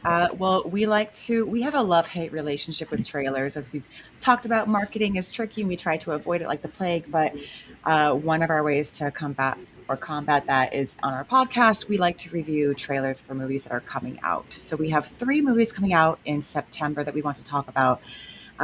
We typically watch the first trailer and then try to avoid any trailer 2 as much as possible. Yeah, by the time you get to trailer 2, That's when all the spoilers happen. Yeah, they dropped the spoilers in them. Yeah, teasers are the best. Teasers are the Yeah. Ooh, which brings me to our first film that we want to talk about coming out in September. Comes out September 12th. It's called Traumatica. And I feel like so far, I feel like it's just the teaser trailer that's out right now. Maybe there's another one. But we actually did have a chance to see this movie at a screening in Los Angeles at Vidiots in Los Angeles, if anyone knows that. Shout out to Vidiots. Shout out It's to an Vidiots. awesome video store. Yeah. Yeah. But we got to see a screening of it directed by Pierre Tsagardis, written by Maxime Rancon and Pierre Tsagardis. It's fantastic. We don't want to spoil too much about it, but performances by Rebecca Kennedy and Susan Gale Watts. They're so captivating on screen. And there are some really good scares and creep factors, and also some good little hints of comedy peppered in here and there. So, Yeah. And it's a movie that will take you to places that is unexpected. And actually, I kind of feel like some people watching the movie won't like that aspect of it, because it almost seems like it could possibly be two movies. But I don't know. Is that a spoiler? I don't know if that's might be a spoiler. Sorry. I try not to, but because the teaser really doesn't tell very much at all, but it has some really good cinematography. Yeah, and for an indie horror film, there's definitely, like, you're going into it, and you're not going to get the same sort of scenes or action or whatever as like a big budget horror film. So you kind of, like, when we go into indie horror films, we kind of have that in the back of our minds. Like, it's incredible to make a film. It's so hard to make a film, and just like watching. Actually, one of the best things about indie horror films is that they often break the rules of horror films, and we really love that. So yeah, they break the rules, and they're scrappy because they have a lower budget typically. So, So Give it a Traumatica, watch. check it out, September 12th. The second film that we wanted to talk about was a movie that we have not seen. So this one is a bigger budget release. It is the movie Him. And it is the movie that is produced by Jordan Peele's company, Monkey Paw, and starring Marlon Wayans, Julia Fox, and Tyreek Withers. And Tyreek Withers, he was recently in the reboot of I Know What You Did Last Summer. Although I don't know if I was a fan of him in that movie. I liked him. She liked it. But, this looks like... I'm very curious about this movie just because I can't recall the last time I've seen a sports themed horror movie aside from maybe like cheerleaders, right? And I was trying to like think of like what comes to mind, and I was thinking of movies like The Fan, which was more of like a thriller. And one of my favorite movies as a kid was The Last Boy Scout, which actually starred Damon Wayans. Yeah. Also more of like a crime thriller, but it had some horrific elements to it. So I'm just really curious about him. I don't really have super high expectations for this, but it looks like it's going to deal with traumatic brain injury and sort of like, becoming the best at something and going to the extreme length and doing whatever it takes to become the best at something, whether that's like... I kind of feel like it's going to go in the direction of some sort of psychological horror, maybe possession type thing. Not exactly sure. Yeah. The trailer was wild. It was wild. I liked it. Yeah. It looks like it's going to have some really stunning visuals, and beautiful. I really like Marlon Wayans in this type of role. I think he's really good at it. I'm just remembering Requiem for a Dream and how good he was in that movie. So I'm excited to see him in this movie, and we're excited to see it in the theater, of course. Even if people are crunching popcorn, usually we'll take the gamble. Actually, it's usually Tony. It's usually me, so sorry about that. It's all him. I'm like staring at him like, stop she's eating. Like nudging me like, hey, stop. It's usually during like a really emotional moment. I'm just like, I'm crying and he's chopping. Okay, and then the third the one. last one we want to talk about, I'm excited for this. I don't know if anybody else is, but Jester 2. Oh, The mask okay. for Jester is amazing. I Right? love the mask. Yes. I love the mask. Okay, it's coming out September 15th. I happened to watch the first Jester last year on a whim.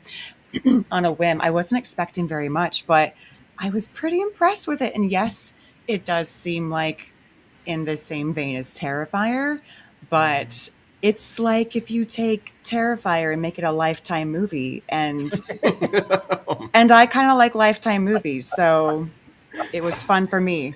Lifetime used to go hard on the thrillers back in the day. They really Yeah. did. Yeah. Psychotic girlfriends, crazy babysitters, they're fun. And so Jester just takes that kind of mood and puts a creepy Jester in it that can do whatever. So I'm excited for Jester too. I watched the teaser trailer, and again, I appreciate that it did not really spoil too much. So let's go You're- Jester too. Your talk of Jester has me sold on it. Like now I want to watch it.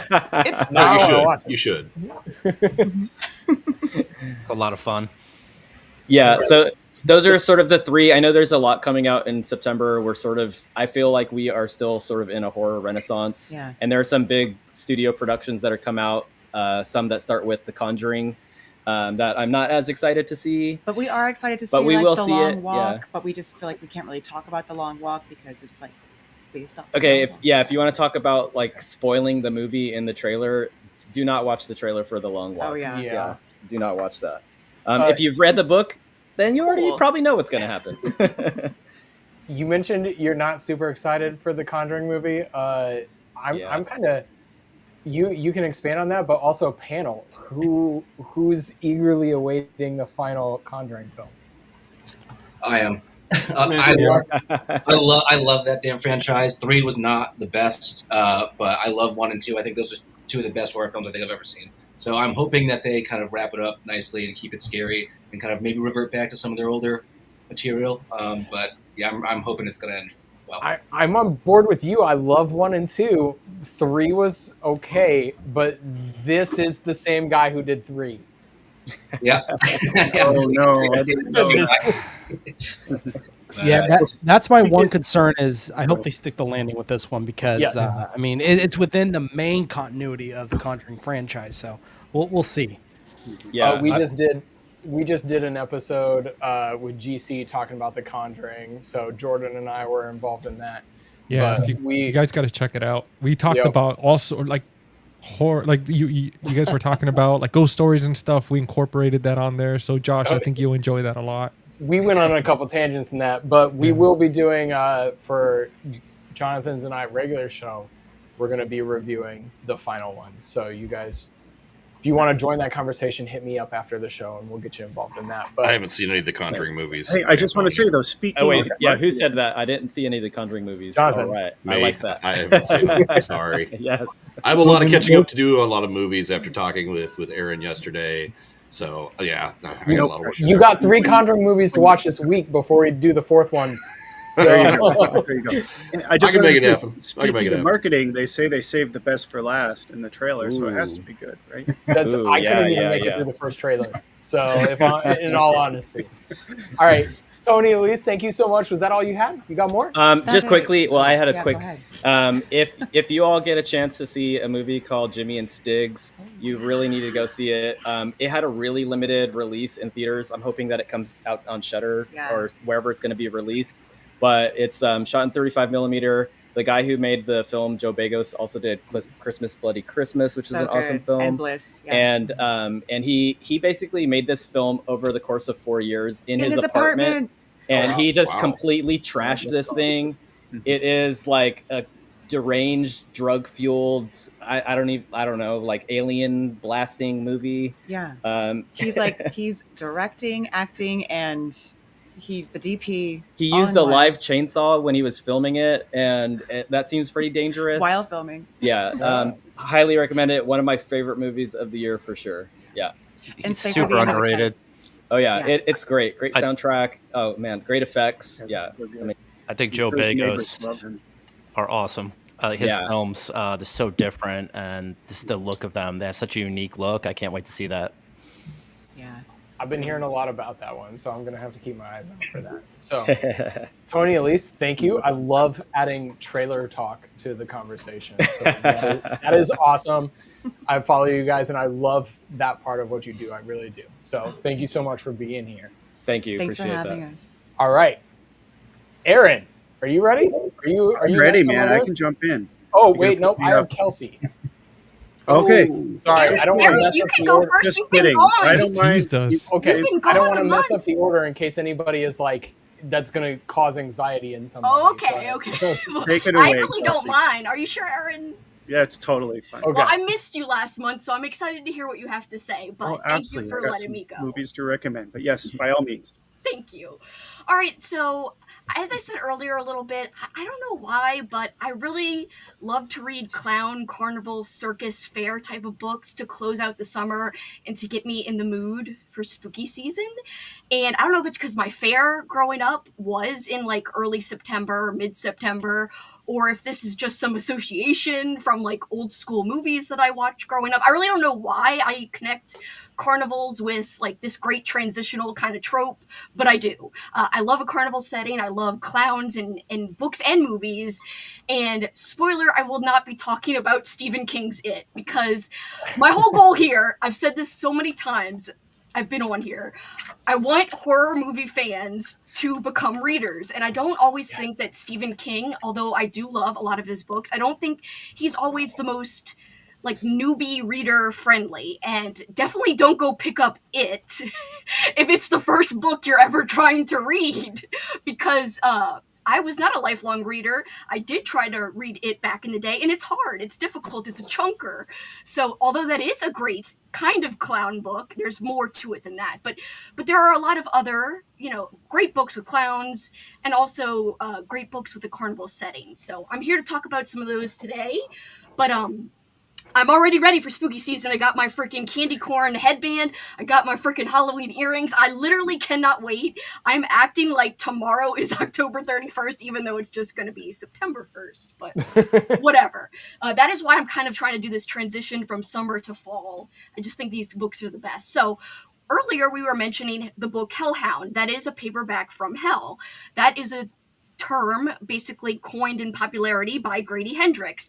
And really it's just a blanket term to refer to any kind of old school paperback that's not like Stephen King. I usually call any old school 80s horror book a paperback from hell. So I have a paperback from hell here that I have not read. This is the only one in the pile I've not read, but I not only read books, I also collect them. It's one of my little vices I have. And I have not read this, but I hope one day maybe I can, but I do have like thousands of these. But the freaking cover, it's a carnival book. It's called Destiny's Carnival, for those of you who can only hear audio.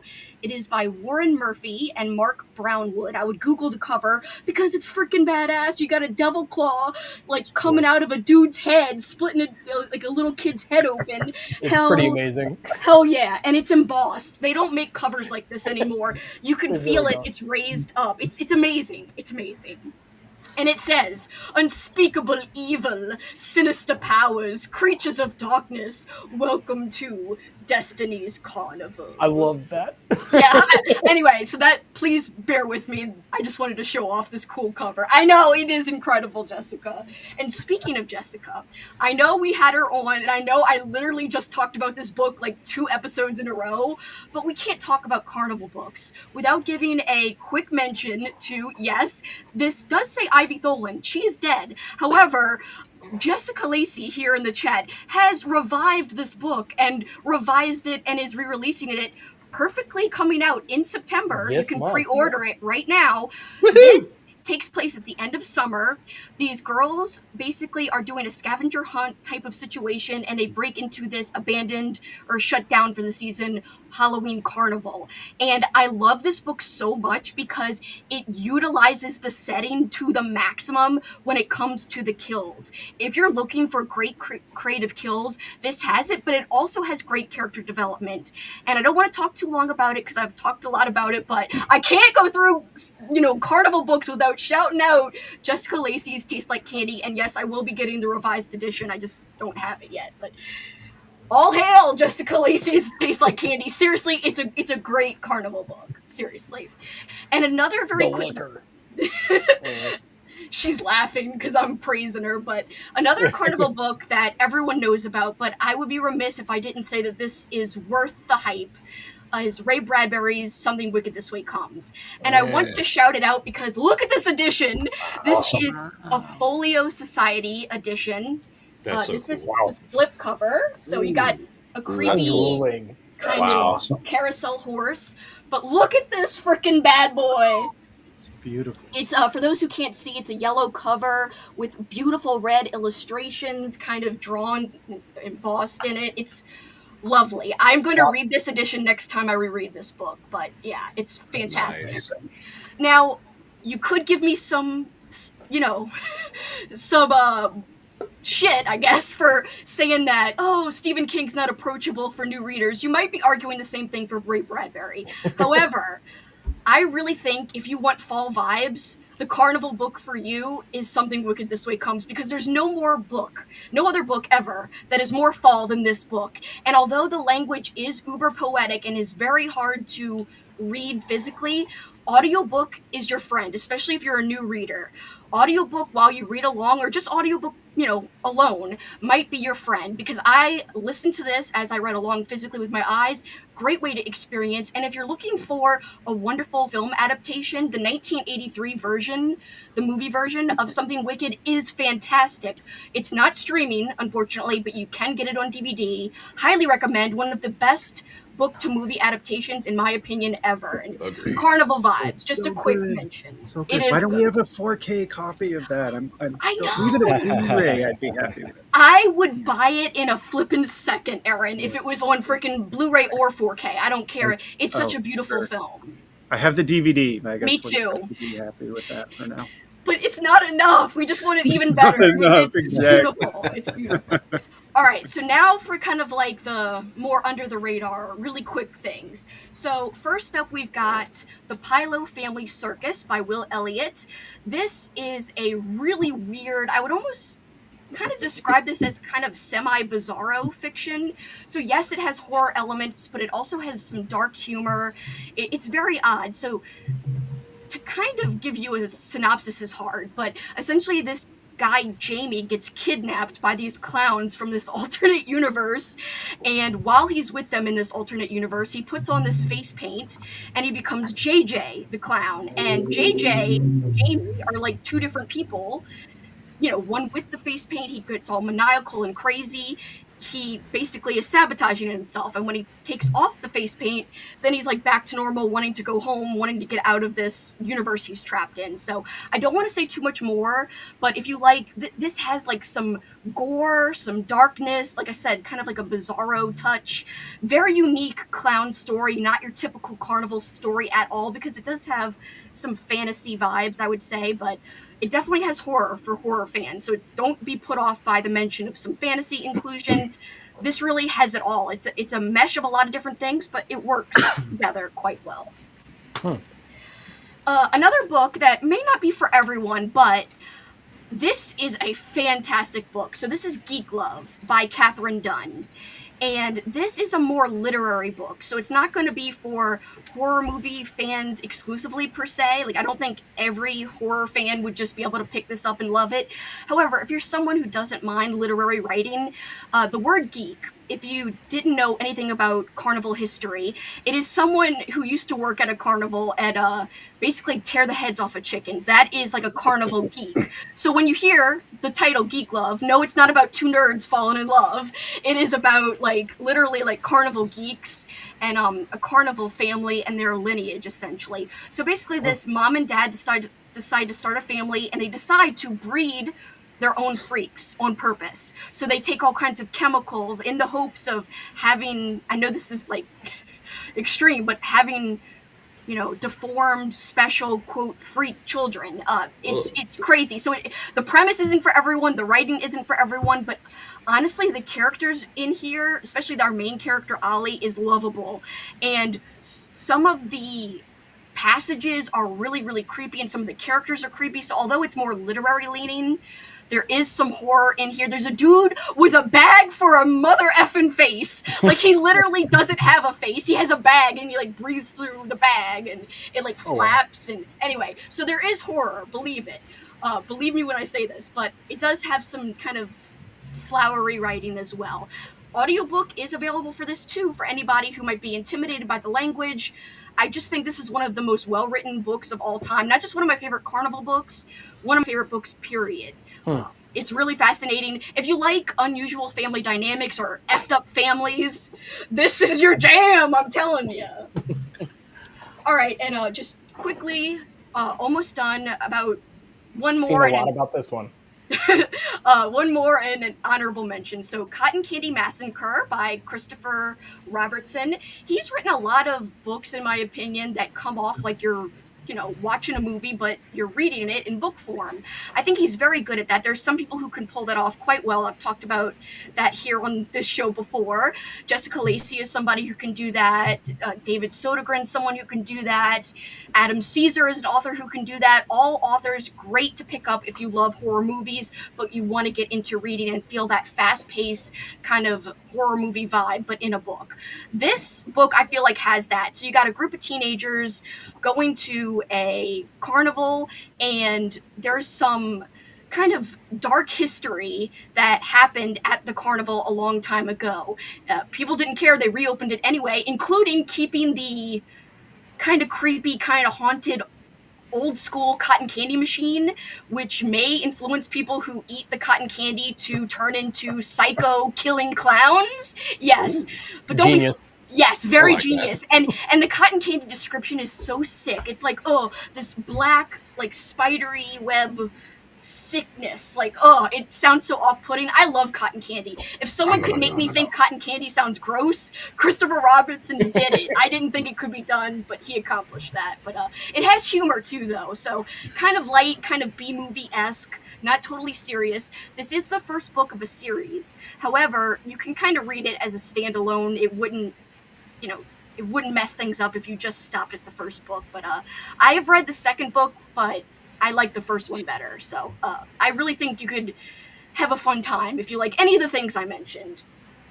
And has anyone else here read this one? Because that one's kind of popular. I would say out of all, like, besides Something Wicked, might be the most popular one I talked about. I've seen a lot about it, but not read it yet. I think you'd like it. It's a lot of fun. Like I said, it's got, like, some humor. I feel like Christopher Robertson kind of writes similar to Jessica in that there's, like, a horror movie vibe to the writing. And last, just quickly, if you like middle grade reads, I know a lot of us grew up loving Goosebumps. I didn't always love Goosebumps because I wasn't a big reader growing up, but now I do. I'm kind of reliving my childhood as an adult in a way by discovering some Goosebumps for the first time today, like in my mid-30s. But this is very Goosebumps-esque, but it's really scary. Like, I was surprised how creeped out I was by this. This is a Spine Shivers book, so that's the series, and the title of this book is The Grin in the Dark by J.A. Dark, D-A-R-K-E. So a little play on words almost. Like, I don't think that's his real name, but it's wonderful. If it's a pen name, it's quite fun. But this one is really creepy. Basically, this guy, this young teenager, goes to babysit his two twin cousins, and his aunt collects clown dolls. So all over the house there are these clown dolls, and his two cousins are like, oh, we just saw a clown, like, standing over our beds. We're afraid to go to sleep. And he's like, you're just imagining it. It was just one of your mom's dolls. Go to sleep. But he starts to, like, suspect that maybe it's not a doll in the house with them that the twins are saying they saw in the room. So that's where it gets kind of creepy. And it was kind of surprisingly a little bleak and scary for a children's book or a middle grade book. So highly recommend if you just like, if you're a kid at heart and you like middle grade reads. They're easy, they're quick, they're short. And this one I thought had some creepy vibes. So that's my picks. Good cover art. Yeah, the cover art's fantastic. That's another thing, is it's like a really creepy clown on the cover. How many pages is that book? It is only... hold on. Sorry, there's discussion questions in the back. It is 108 pages, so super short, super readable, easy to, like, binge quickly.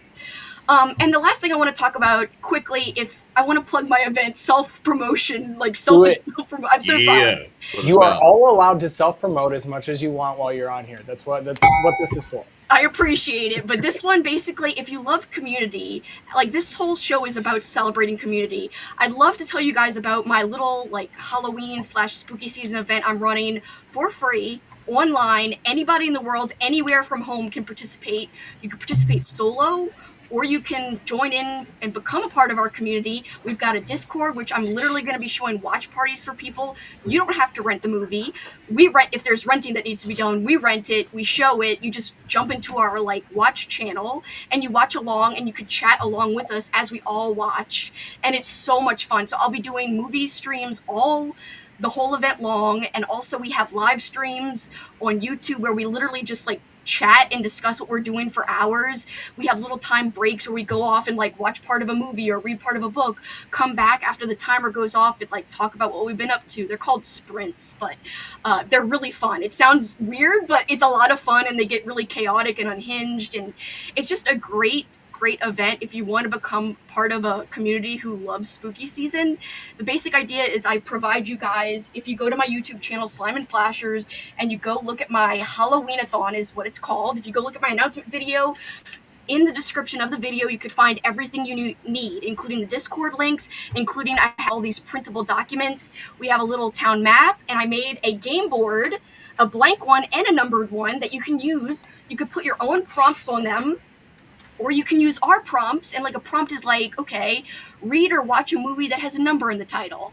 You could literally go through and use my numbered board and make a list of movies you own on your shelf, and you make the rules of the game. So you decide how you want to go across our little game board, which again has all these thematic little areas like a little pumpkin patch and whatever. I got different horror creators highlighted all along this map, so you can discover new creators while also participating, because each little location is kind of in honor of a certain person who does horror content or Halloween content. So I just think it's a great way to get people involved, to get people to find other creators. Again, it's Halloween-a-thon, and the announcement video for 2025 is up on my channel, Slime and Slashers, and I'd love to have you join our community, especially the Discord. The Discord's so fun. Become a part of the community. Join our cult. Come on. That is awesome. That is awesome. Is there a link to the Discord? There is. The link is in my announcement video. I didn't give Tim the link, but thank you so much, Jessica. Yeah, so there's like, you don't even have to play the game board. I even have a bingo board. So say if you just want to mood read and mood watch, you could literally just like put stuff in the bingo board after if you really want to like, oh, I want to use these printables. I want to print out this stuff and actually mark on it. Freaking watch something, and I guarantee you it will match one of our prompts. Even if it doesn't, put the title of what you watched in the little bingo board. You complete the bingo board. It's like you visited our little Halloween town, because this is our little town. And the whole thing is you're, 9 locales, 9 squares on a bingo board, or you play through the game board, which is like you're visiting the 9 locales. So This is crazy. It's awesome. thank you. It takes a long time to prepare, I can tell you that. But were you a teacher in a past life? no, I'm a planner though, and I might as well have been a teacher. This is like elementary teacher level of planning and organization, and I love it because I was in elementary for 2 years, so I respect that. Some people who homeschool their kids actually, like, this is only the second year we've done it, but I've had like a whole family do it as part of their like curriculum, which I think is so fun. Nice. And like, they pick spooky books based on the prompts, and some people just do it for movies. So again, it's movie watcher friendly, but also we've got activity prompts. So it says like, go to a haunted corn maze, or, go carve a pumpkin, go to a pumpkin patch. Like, we've got activities, or you can, again, just use your own prompts or your own things you want to do, watch, or read. And that's it. So sorry to take up so much time. No, that is awesome. That is so cool. Definitely check that out. Kelsey. That's so cool. GC, One more question.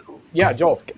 Kelsey, name your top 5 Goosebump books. Oh my gosh, it's so hard. I love The Haunted Mask is my number 1, and I think the adaptation, the 2-part like TV show adaptation is so good. And if you're looking for a fall read, the book and the Haunted Mask, the 2-parter episode is fantastic.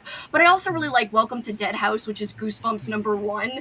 That one's great. Let's Get Invisible is great. Monster Blood. Monster Blood's awesome. Werewolf of Fever Swamp. I've got my whole stack right here next to me. Oh, Say Cheese and Die is one of my favorites. That one's great too. So, yeah. Love that one. Really, like, I've liked every Goosebumps I've read, so I can't really say I dislike. I mean, there's some that are better than others, but those are some of my favorites. Awesome. So we keep asking Kelsey back. She keeps wanting to come back too. She's not forced under Not at all. any duress to be here, because so many horror fans have grown up to write books.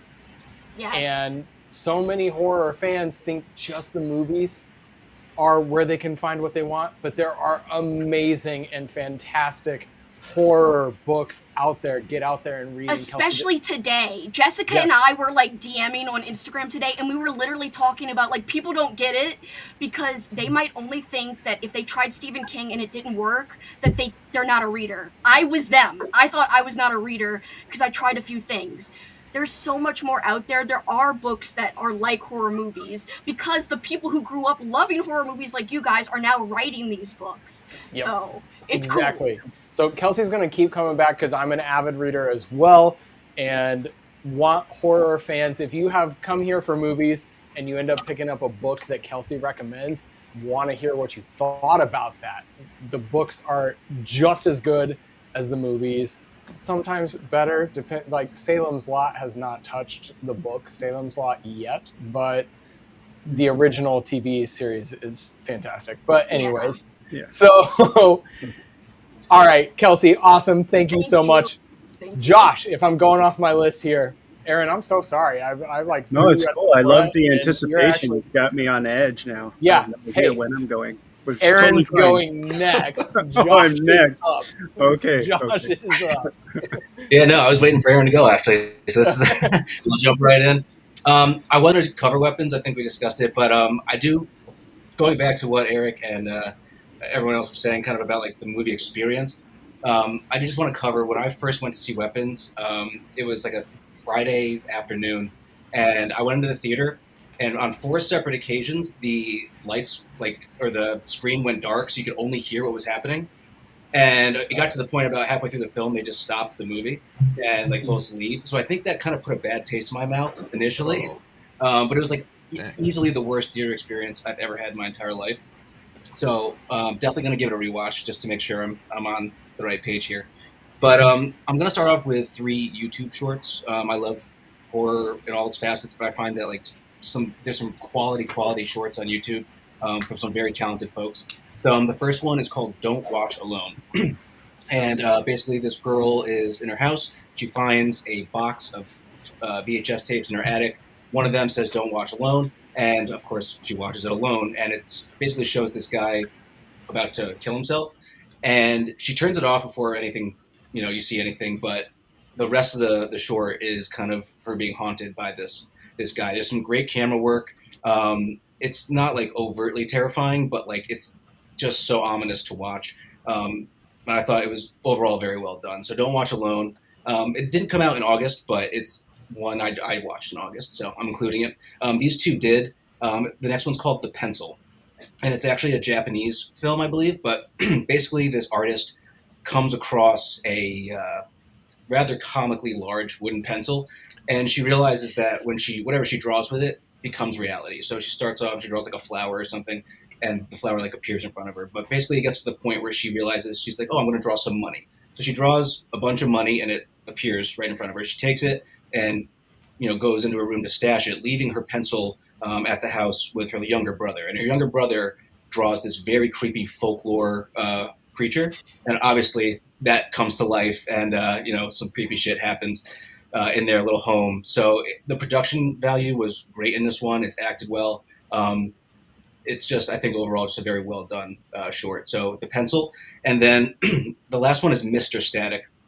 And this one is, this woman is forced to watch people get murdered on her TV. There's a mysterious signal that shows up at her house, and basically this voice, it's you need to watch this right now. And it's just this guy with this buzzsaw type thing, and he just murders people. It kind of found footagey in that way, the videos themselves. But it gets to the point, if she doesn't watch the videos, she then will be killed. So there's a kind of a tough scene where you're they can't possibly show what's going to happen here. And she turns away. She refuses to watch. And this very interesting spirit demon thing kind of shows up and hunts her down. It's done really well. It's very, very like stressful to watch. My only gripe with it would be like the blood is not, it doesn't seem very realistic at all. But I don't know if that was intentional or not. But other than that, it's just a very well done short as well. So those are three I'd definitely recommend checking out on YouTube if you guys are into YouTube shorts or horror shorts in general. Getting into the features, the first two are, again, not something I watched in August, or something I watched in August but came out a little while ago. The first is called Survive the Hollow Shoals, and it's a found footage film. And for anyone who loves like the Blair Witch or any like woodsy kind of found footagey style film, this is one of the best I've ever seen. Basically, this survivalist goes out into the woods. His friend's like, "Oh, you should go out to this one place. There's some creepy stuff that happened, but like you'll be fine." So he goes out there. He makes this little fort, and like almost right away, very, very creepy stuff starts happening. There's this like woman witch ghost. I'm not entirely sure if she's honestly alive or dead, but there's paranormal stuff happening all around. It's jam packed with jump scares. Definitely one, like I said, like I like the Blair Witch, but this one to me was at least 3 times scarier. Like it was just like there were multiple times where I was like, "Good Lord!" Like things are popping out left and right.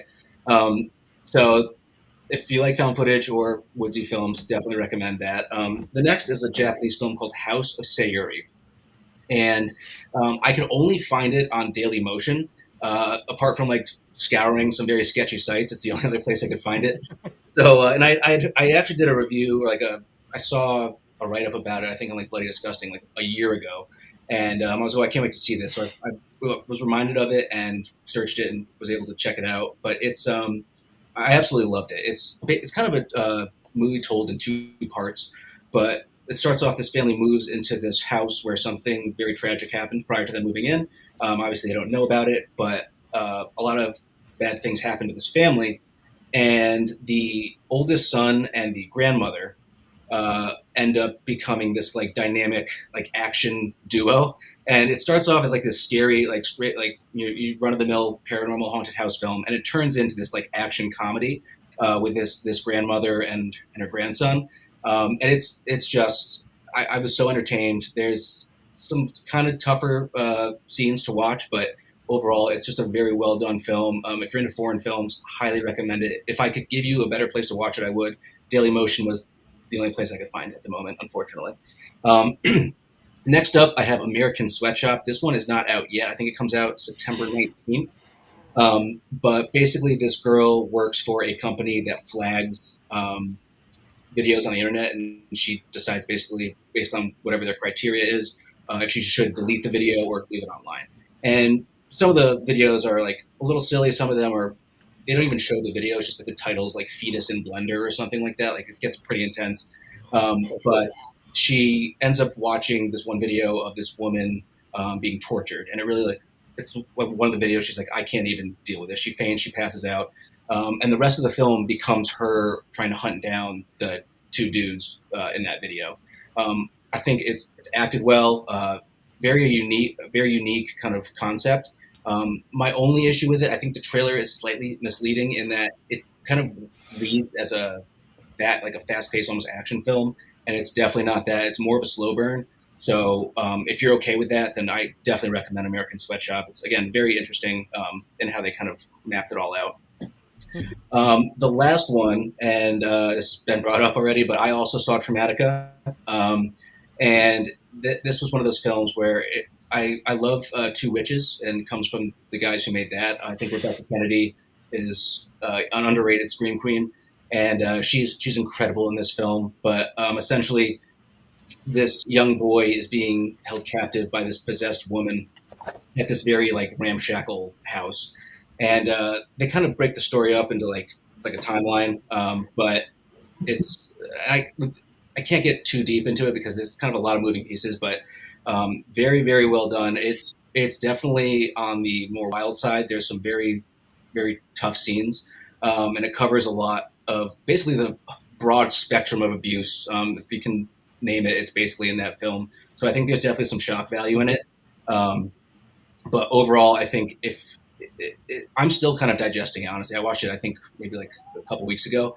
But it is one of those films that like has stuck with me because I'm just like, what the hell just happened? It was one of those kind of very shocking films. So it's definitely very creepy. There's some great scares. The story's pretty good. And if you're someone who enjoys, I wouldn't throw it in the same bin as Terrifier, but it's like there is some definite shock value for folks who like films like that. So Traumatica, definitely check it out if you're into it.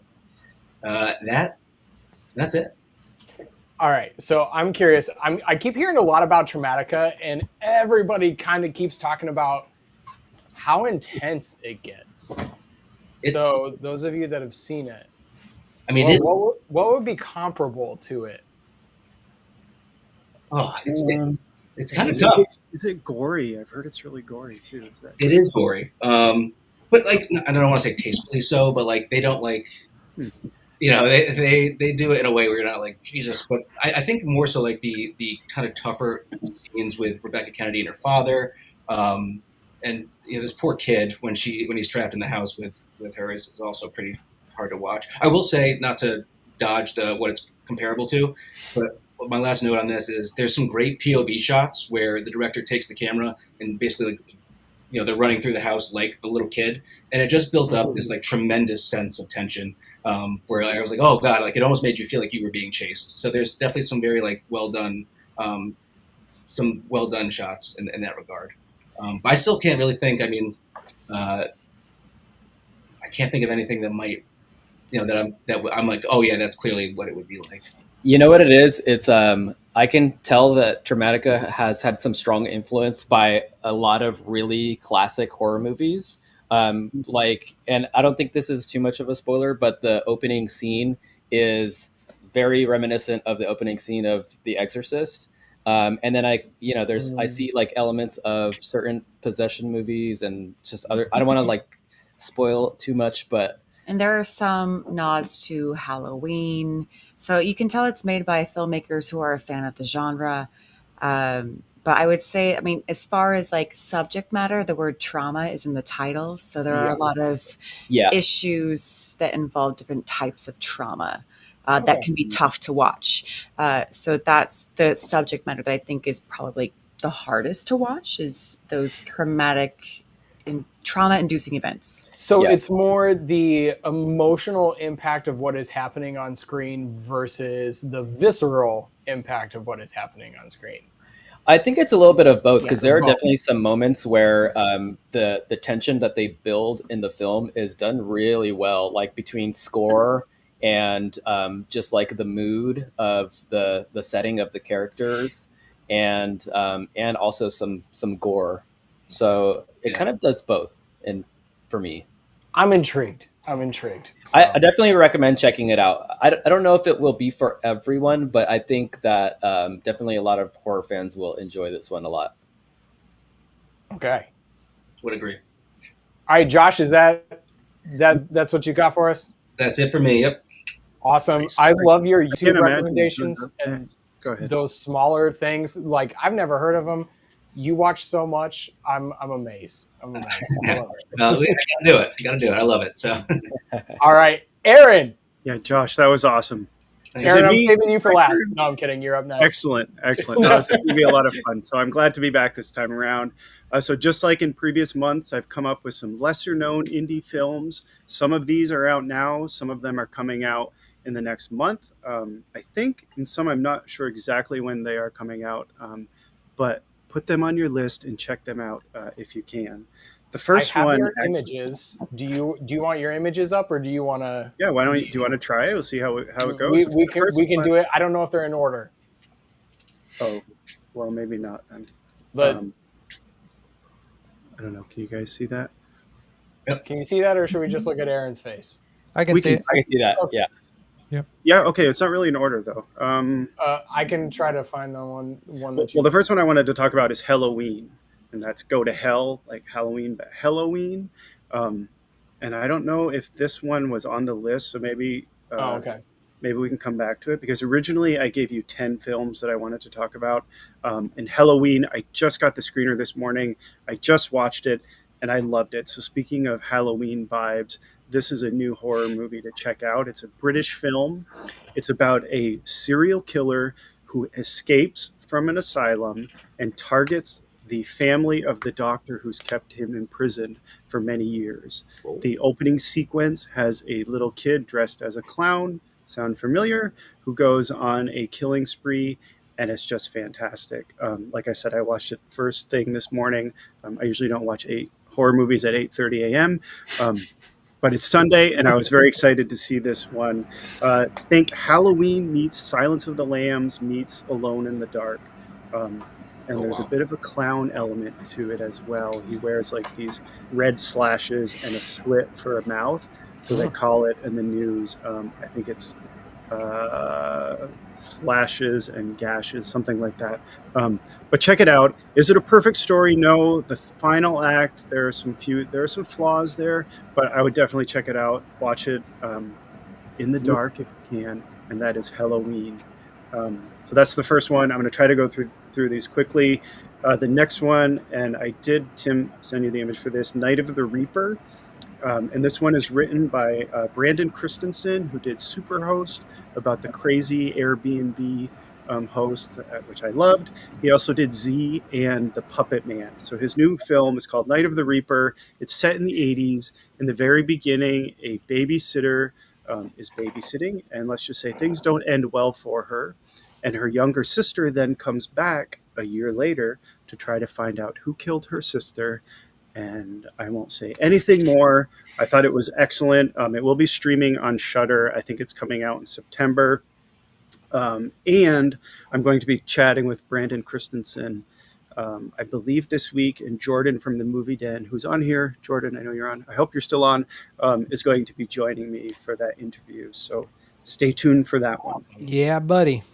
Yes, excellent. That's going to be fun. The poster for that is awesome too. I just have to say. It's so cool. Yeah, it's very poster. 80s. Yeah, it's good. It's good.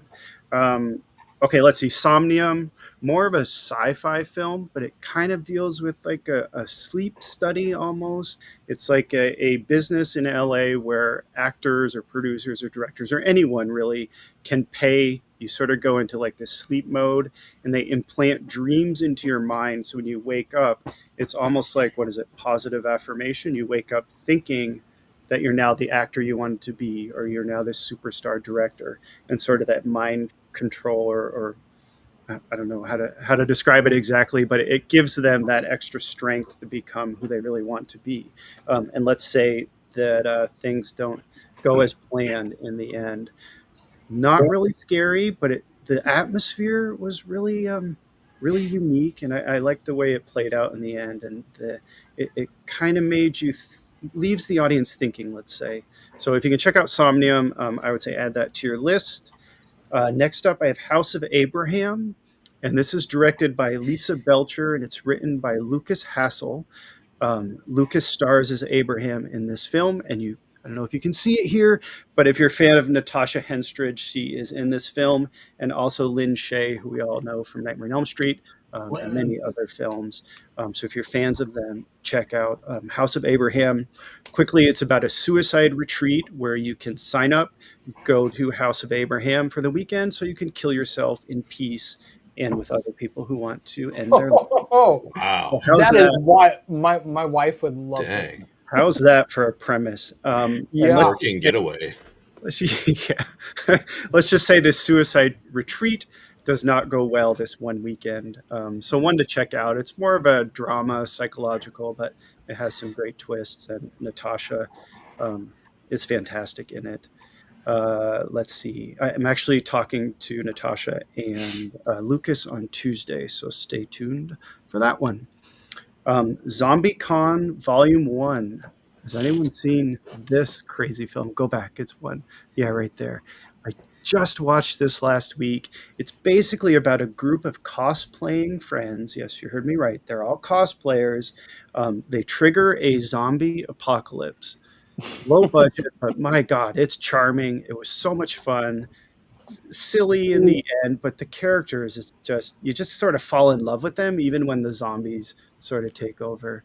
And that's written by Kyle Val and Aaron Anya. I'm not sure if I'm saying her last name right. She's one of the leads. You can see her here in the middle on the poster. She is fantastic. So Zombie Con Volume 1. I'm not sure if it's streaming yet, but I think we're going to hear a lot more about this film in the coming weeks. Let's see. Trouble. Any questions? Did I cut someone off? No, you're giving a quick preview. The next one I want to mention is The Trouble with Tessa, which isn't a movie. It's a series. It's Screambox. Their first Screambox original series. There are 6 episodes. Each one is about 20 minutes, so it's not a huge commitment. I thought it was fantastic. It's basically about a disgraced documentarian who retreats the city to a town that seems perfect. But then in the house she's renting, she finds a box of tapes and believes she witnesses a murder. And then she seeks to unravel that murder. And what I said is is a seemingly perfect town. And things go very badly. And there are monsters. There's some fantastic effects in this. There's a skin peel scene that is unforgettable. This is streaming now on Screambox. If anyone has seen it, jump in here, but it's definitely one to see. Dennis Kalo and Bethany Watson directed, and I did get a chance to interview them recently, and that will be coming on my YouTube channel in a few weeks. Okay, a few more. Obayifo Project, which is a found footage project where basically about a ritual gone wrong. Kind of fun, has some scary moments. It's streaming now on multiple platforms. I know that for sure. So I would definitely check this one out. I am interviewing the director, Paco Arasons, I think you say his last name, and Horribly Opinionated is joining. So Josh, looking forward to that. Josh, who's on right here, is going to be joining me for that one. It does my heart so good to see all the little connections being made. I just love it. I just love it. Oh man, I love having folk like anyone joining me for these interviews. I love doing that. Okay, I swear, just a few more. Grind by Mark Cantu, which I just watched recently, an homage to Demons, if you like that film from the 80s. This one is fantastic. I had a lot of fun with it. If you like his previous films, I think it's Wolf Hollow, the werewolf film he did. And this one is about a midnight grindhouse film festival that gets infected with a demonic force, and things don't go well for the audience. I had an absolute blast. There are some horror legends in this: Lynn Lowry, Ginger Lynn, and Felissa Rose, just to name a few. So check out Grind. I've got a Bigfoot double feature here, so if you're a fan of found footage Bigfoot films, Tahoe Joe 3 is coming out. If you've seen Tahoe Joe 1, Tahoe Joe 2, this one is a lot of fun. Let's see. I'm drawing a blank here. Dylan Brown and Michael Rock made this film, and they said they just wanted to have a good time and make a film that they love and enjoy. And I think they've accomplished that, and you can see it if you watch it. So Tahoe Joe 3, that one is coming out either September or October. Fox Hollow is another found footage Bigfoot, and thank you, Tim, for flashing these images up. I know it's not easy. Fox Hollow is another found footage Bigfoot horror. I think it's only about an hour in length. It's a Welsh film. Is it perfect? No, but I actually had a good time with it. There are some great scare elements. The characters are interesting. It's about a nature documentarian who agrees to go out in the woods with an eccentric, and they run into monsters. So I guess the moral here is don't go out in the woods with people you don't know with a camera. But check out Fox Hollow. That's written and directed by Tom Hughes. I did talk with him recently, so that will be coming out shortly. And I have one last one here, and this one did get a theatrical release, so maybe some of you have seen it, and that is Strange Harvest, written by Stuart Ortiz, who I just had the pleasure of talking with earlier this week. And this one is a found footage film told in documentary style about Mr. Shiny, who is a mysterious serial killer. We learn about his victims, and the final act in this one can't be explained, and it's just terrifying. There's some really scary moments in this. I don't know if anyone has seen it. If you have, jump in. But Stuart Ortiz is half of the Vicious Brothers. He did Grave Encounters 1 and 2, and also Extraterrestrial, which you may know. And there you have it. So let me do a quick run through. So Night of the Reaper, Halloween, Night of the Reaper, Somnium, House of Abraham, Zombie Con Volume 1, Trouble with Tessa, Obaifo Project, Grind, Tahoe Joe 3, Fox Hollow, and Strange Harvest. And if I could quickly just plug a couple things for my channel on A&B Horror Movies, I just posted a panel interview video with the Mutilator 2 cast. So the original director, some of the original actors from Mutilator are on, as well as some new cast members. So that was a blast. Coming up tomorrow, I'm posting an interview with 2 Australian horror directors for Nightfall, A Paranormal Investigation, and that is Miles McEwen and Ripley Stevens, and John from Under the Floorboards podcast, if you know him, joined for that interview. And then 2 more coming up. Bury Me When I'm Dead. I talked to directors Siebold Krebs, Mackenzie Lee, and Charlotte Hope joined for that one, which was a lot of fun. And Pater Noster with Christopher Bickle, who wrote and directed that. And GC, who is here, joined me for that one, and that will post in about a week, so stay tuned for those. Nice. And that's it. Oh my gosh, did I do it in 10 minutes or less? I was trying. I lost You're a track. rock star. You did great. So good. And there we are. Thank you, everyone.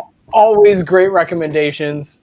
I can't keep up between my TBR with Kelsey and my movie list with Aaron and the rest of you guys, in all honesty. I can't keep up. I don't have enough time in my day to watch all of this stuff and work a 40-hour work week. I don't. Do what you can. Not easy. Do what you can. It's tough. Yep. Awesome. Thank you, Aaron. guys. Thank you. Awesome. So, Jordan, you ready? I think so. All right.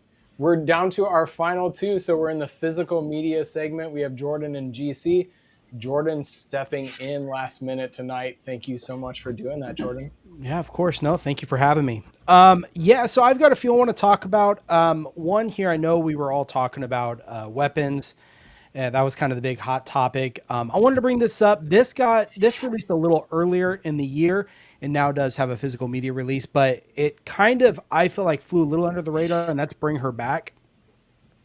Personally, I thought this, for me, topped Weapons, in my opinion. I had much more fun with this. This is Michael and Danny Philippou. It's their second film, I believe. Their first one was Talk to Me. They came back and did this film. It's basically follows this brother and sister. They end up in the foster care system by unfortunate circumstances involving their father who passed away. And this woman who previously worked in the foster care system, for the foster care system, I should say, basically invites them in and has them live with her. While there's some more story where something happened with her daughter prior to getting these kids in. And it is one of those movies that is very dreadful, unrelenting, and doesn't let you go. Once there's like, it turns a certain corner and then it's full speed ahead and doesn't stop. And you're gripping, you're white knuckling your chair the whole time. It's really what's happening.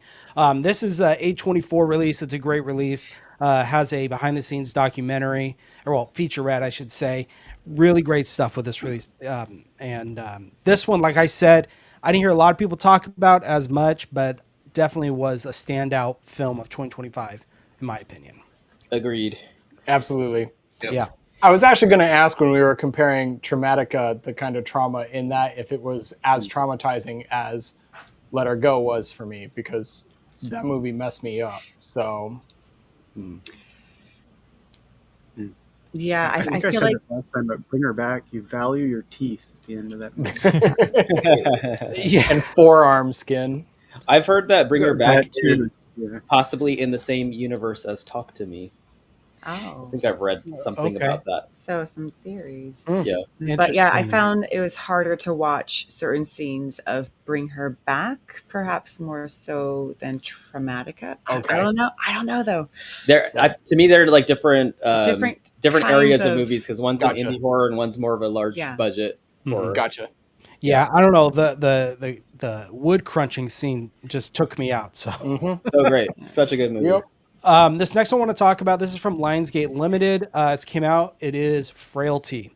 Now, I've seen this. I haven't got to dive much into the special features of this, so I'm going to talk very quickly on this. This is basically Bill Paxton directed this film. It follows Matthew McConaughey as he's narrating this story in a way about his father and his brother. And you find out that one night, an supposed angel, appears to Bill Paxton, telling him that the end of the world is coming, and he needs to prepare by killing demons. And so he all of a sudden gets a list of names and periodically finds these quote unquote demons and goes to kill them. And of course, Matthew McConaughey is talking with, I believe it's an FBI agent, kind of going over the story. And that's essentially what the film is about. But this is a great release from Lionsgate Limited. It comes, what I think is one of the coolest things, is it comes with the script from the movie with all of Bill Paxton's actual writings. Cool. So it has all of his notes that he made for the movie. That's awesome. So really awesome release. If you're into like the extra special features and like to dive into things like that, this is, I think, a great release from Lionsgate Limited. That's a powerful movie too. It is. And it leaves you wondering. Part of you think one way that, oh, this person's crazy, something's wrong, but then there's a twist at the end where you're like, okay, well, maybe there was something to this. So I think this is a great film. Sorry, go ahead. It's so good. I agree with you. Yeah. Yeah. The twists in the end. It's fantastic. This next one, this is from Arrow Video, just came out. We've got Texas Chainsaw. This is a Massacre. This is the 2003 remake.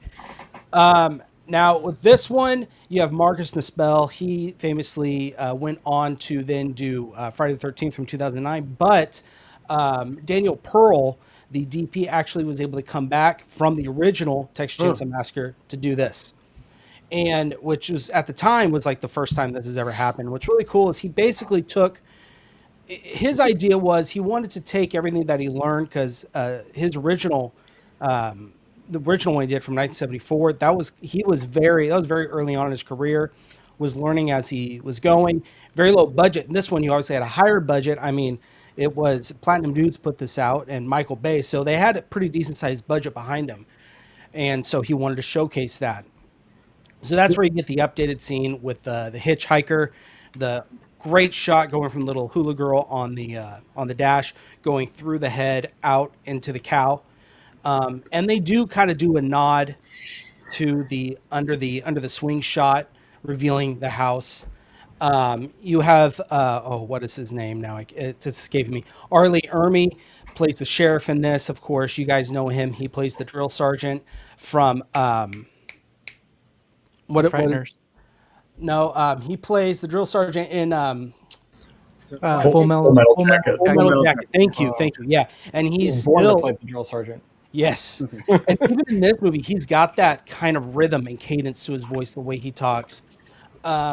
This one, I think, is a great film. It's a great kind of reimagining of the film. It definitely, some controversial takes on this film, like giving Texas Leatherface a name, which is, you never get that in the original. They changed the last name. It's no longer the Sawyers. I can't remember what the last, the Hewitts are in this one. So, and they expand the lore of Texas Chainsaw Massacre. You got the meat packing plant. The house is more of a commune than an actual home.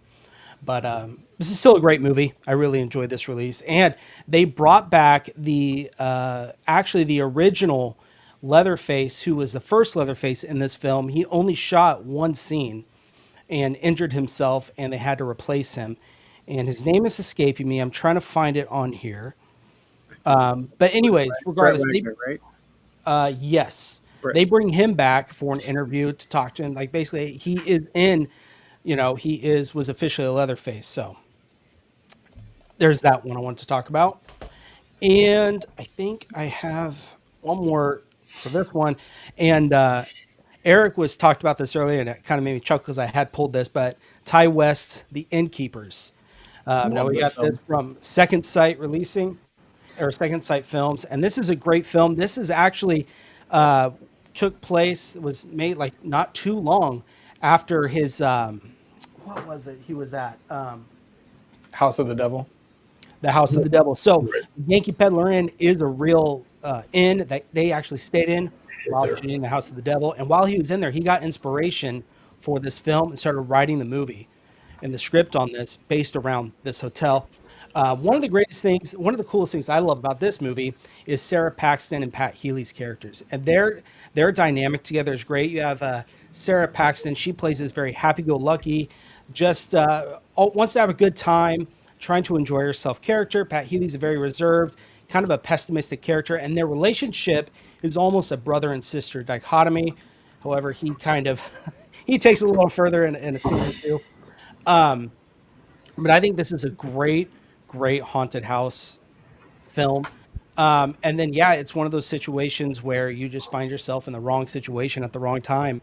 Only gripe I personally have with this is I wish they would have, there is some avenues they could have dived down that I wish they would have gone a little further, but that's kind of being nitpicky of the story. I think it was a good choice. It could have been a good choice of how they left it. But other than that, I think this release from Second Sight is phenomenal. And then I'll plug this real quick. I'm running a giveaway for the Innkeepers, and that announcement's going to be tomorrow. So if you guys want to enter in for this giveaway, you got to check out my YouTube channel and Instagram tomorrow, and I'll be announcing how to win this copy of the Innkeepers. Hell yeah. Awesome, dude. Awesome. So there is that, and I think I have one more, and this one is something that's going to be coming here pretty soon. Tim, I know we talked about screen sharing. Are we able to? Yep. Is that so? Okay, cool. Let me pull this up real quick. Now this one has divided a lot of people. This release, but Imprint is releasing this, in my opinion, a really cool set. It is a Halloween 1 through 5 only of the whole Halloween franchise of those 5 films. Price tag? Right there, $326. But what's cool is you literally get every single documentary in on this one release. Now I know like 25 Years of Terror was not in the Scream Factory release. They put it in this one, which is pretty cool. But it's also housed in this replica jack-o'-lantern with like this acrylic case with the face. That's pretty sweet. On the back, it does house all the movies, and then of course you have a little shot of Michael Myers there. It does light up, and all these are all steel books, and they are put in these little felt foam. They look like koozies almost. Koozie type sleeves. So you're getting, the amount of stuff you're getting in this is pretty cool. I did a whole breakdown video on this, but yeah, I'm really excited about this. I don't know if I'm going to get it because I don't know if I can swallow $330 plus shipping from Australia, pushing $400. And there's a tariff. And the potential of it not even showing up. Right, they're going to hold it for you. So there's a lot of variables in this release. I think it's still really cool to highlight because I think this is a really awesome release. I think that's such a creative idea to house the movies in the jack-o'-lantern. Now, I don't think this is like the ultimate release ever because clearly they're missing quite a few films here. But nonetheless, regardless of the price, it's still pretty cool. So that's why I wanted to showcase that one. No, it's awesome. It's awesome. So I think it's already sold out. I did pre-order it. It's my favorite film. I had to. Let's see. I'm refreshing the screen right now. There's 104 left. They added more. They added more. How can they add more if they're only doing 1,000 copies? Hey, the hype's real. They'll do it. They're doing if I don't get it and it sells out, I'll never forgive myself. So. Aaron, you're not helping my situation because I'm like really not. I don't know. Yeah, that's how I know. I'll kick myself if I don't get it. I'm so tempted. I foreclosed. I lost my home, but I got the Halloween set. So. Yep. Hey, there's no Christmas this year, honey, but we got the Halloween set. I just can't buy another movie till January. That's all. No, the budget for the year is done. Pretty much done. Awesome.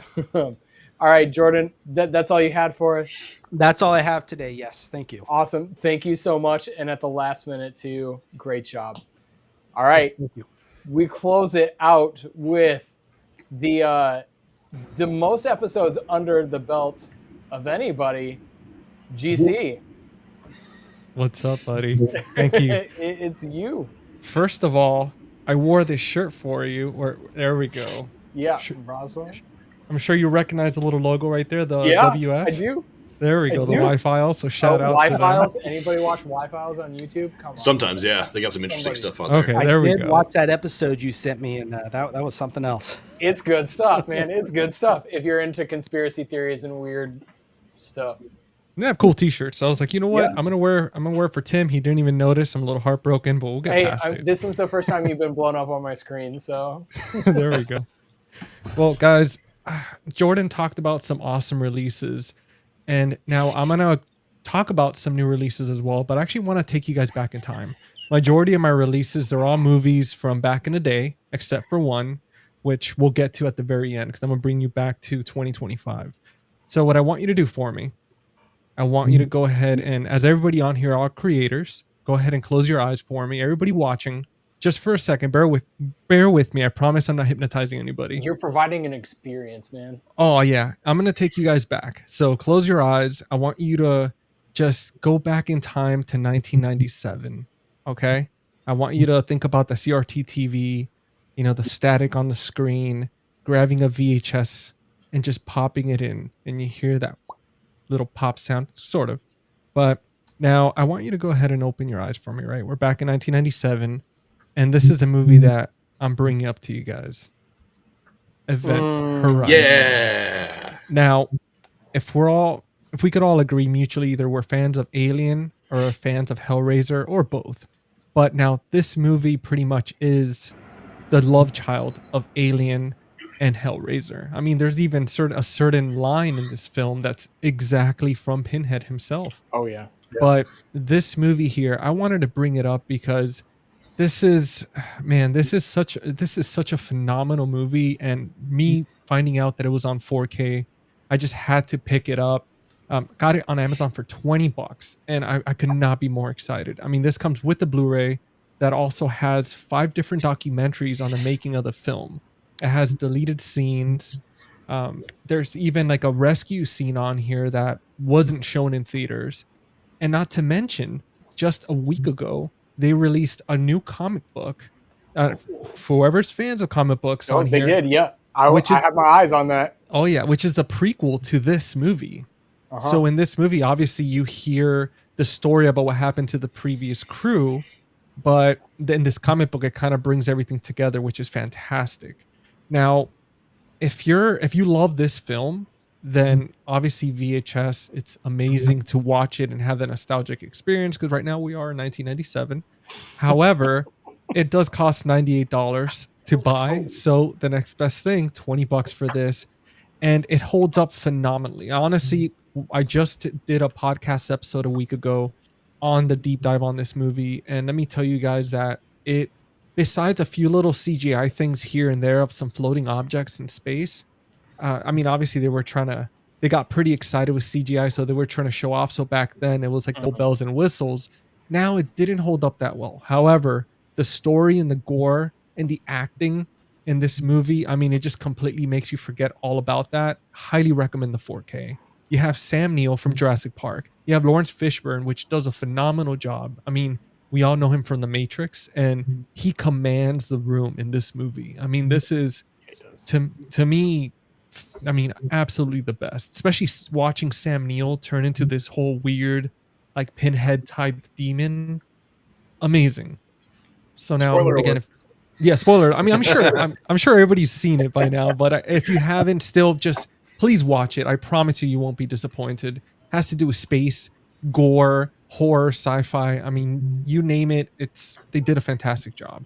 Sam Neill is underrated. So sorry. Sam Neill is underrated as hell. I love him as an actor. I mean, obviously everyone knows him from Jurassic Park, but Possession, Event Horizon, In the Mouth of Madness. He's great. He's one of my favorites. So I'm so glad you like Which is amazing, because they're actually Arrow's releasing a 4K of In the Mouth of Madness pretty soon. So they've already announced it and everything. So that's some more Sam Neill action for us. Yeah. But if you're looking to pick this up, $20. on sale on Amazon. You can't go wrong with this, with a nice slip. I just gotta say, as a massive nerd, it is also the unofficial Warhammer Universe prequel for those of you who delve into that stuff. So it strangely ties into that universe far too well. But go ahead. Oh yeah, no, I'm excited for it, man. I love comic books, never got into it growing up, but when I saw doing the research for the podcast and I saw that it was coming out, man, I just lost it because I always wanted a continuation to this movie. It's very rare for me to want a sequel to something, and I was just like, I need to know more. And Same. even Yeah. being a prequel, I was like, you know what? I want to understand what they really went through because there's an iconic scene in this movie that it's considered. I hope I don't get flagged by YouTube. So, Tim, I apologize in advance, but it's called a blood orgy, and that clip. I'm familiar with that. Yeah, and that clip in this movie. I mean, the little scenes that you see, it looks brutal, man. I mean, it's definitely will keep you up at night. They So- lost footage too, though, which is so tragic. They had Yeah. to cut so much out, and that's just gone. Yeah, unfortunately, there's a lot missing. Sadness. So the other thing, I don't know if you knew tapping into it, that is part of an entire deal with IDW Comic Book Publishing, where they are doing multiple horror movie related comic books. Event Horizon is just the beginning. There's supposed to be a couple others that tie in. I don't remember what they are exactly. I was trying to pull it up, but that Are is they the just the ones start. That's doing cool. Friday the 13th too. I'll find the list while GC continues, and we'll bring it back up later. There we go. Yeah, I think Tim and I, when we reviewed this last year for the average, we called it like Space Hellraiser. Was that? Yes, Yeah, that's what it is. Yeah, It's better than the actual like Hellraiser in space movie. So. We need Yeah. more horror in space. That's what I think. they should have tied it in with this movie somehow. And then Right. he's like, "I've got such space to show you." Yes. Now, with this other movie that we're gonna talk about, we're gonna go a little bit forward. We're gonna go to the year 2000, right? We survived the technological apocalypse, guys. We're all here. None of our data's lost. It's not some weird dystopian world. Now, this movie that I want to bring up, Arrow, is releasing. I'm very excited for it. One of my favorites, sci-fi / I would say horror thriller type movies, comes out November 18th, and that is Red Planet with Val Kilmer. Such a cool movie. If you haven't seen this one, check it out. A lot of fun. I'm excited to see what they do with the 4K. Hopefully, some of the CGI holds up. But I mean, you have Carrie Ann Moss, which again, Matrix, Val Kilmer, Tom Sizemore, and it's pretty much some astronauts that land on Mars. They land in a way where they kind of almost their ship gets all destroyed and everything, and they have a robot with them. And this robot during the landing gets damaged, and then all this crazy stuff starts happening. So it's all stuff you would see in the trailer, so I don't want to spoil it or anything, but highly recommend it. A lot of fun. And yeah, I mean, it's coming out soon on 4K, so very excited about it. Now, what I'll do too afterwards, I'll show you guys, I'll share my screen and I'll show you kind of all the releases and stuff online. But next up, we're going to go a little bit even further to the past, and then I'm going to bring us back. So we're going back to 1982. Unfortunately, guys, I know this is all horror. This is not a horror movie, but I mean, who doesn't love neon lights and who doesn't love electric music? Especially with the original Tron. Oh, yeah. Now, the reason I'm bringing this one up, right? And then I'm going to bring on, I know this one's a little bit of a divide. Tron Legacy. I personally loved it. It's good. I mean, and the reason I'm bringing this up, obviously we have Tron Ares coming out pretty soon. I think it's in October. But these are also, they were just announced about a few days ago that they're going to be released on 4K, and they're going to do this beautiful steelbook. So finally Disney kind of opened up the vault and they said, you know what, we're going to give you guys a little bit of a treat. You guys have been good this year. So we're like, all right, whatever. We'll pay the overprice. But yeah, this is again, Tron, very excited for it. And as horror fans, I would be surprised if someone on here said they didn't like the band 9 Inch Nails. Well, they actually did the soundtrack for this, which is available for pre-order. Only $13 for the CD. If you guys still collect CDs, I know I do. And if you want vinyl, you're paying like $44. This is on Amazon. What was that? Worth it. Oh, Worth yeah, 44 absolutely. bucks. Some Trent Yeah. Reznor, please.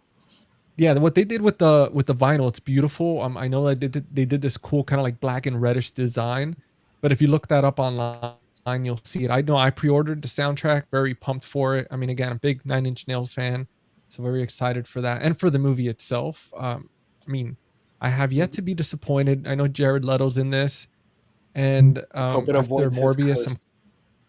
yeah, hopefully this Jared is the Leto one that curse. avoids it. But we do have Evan Peters.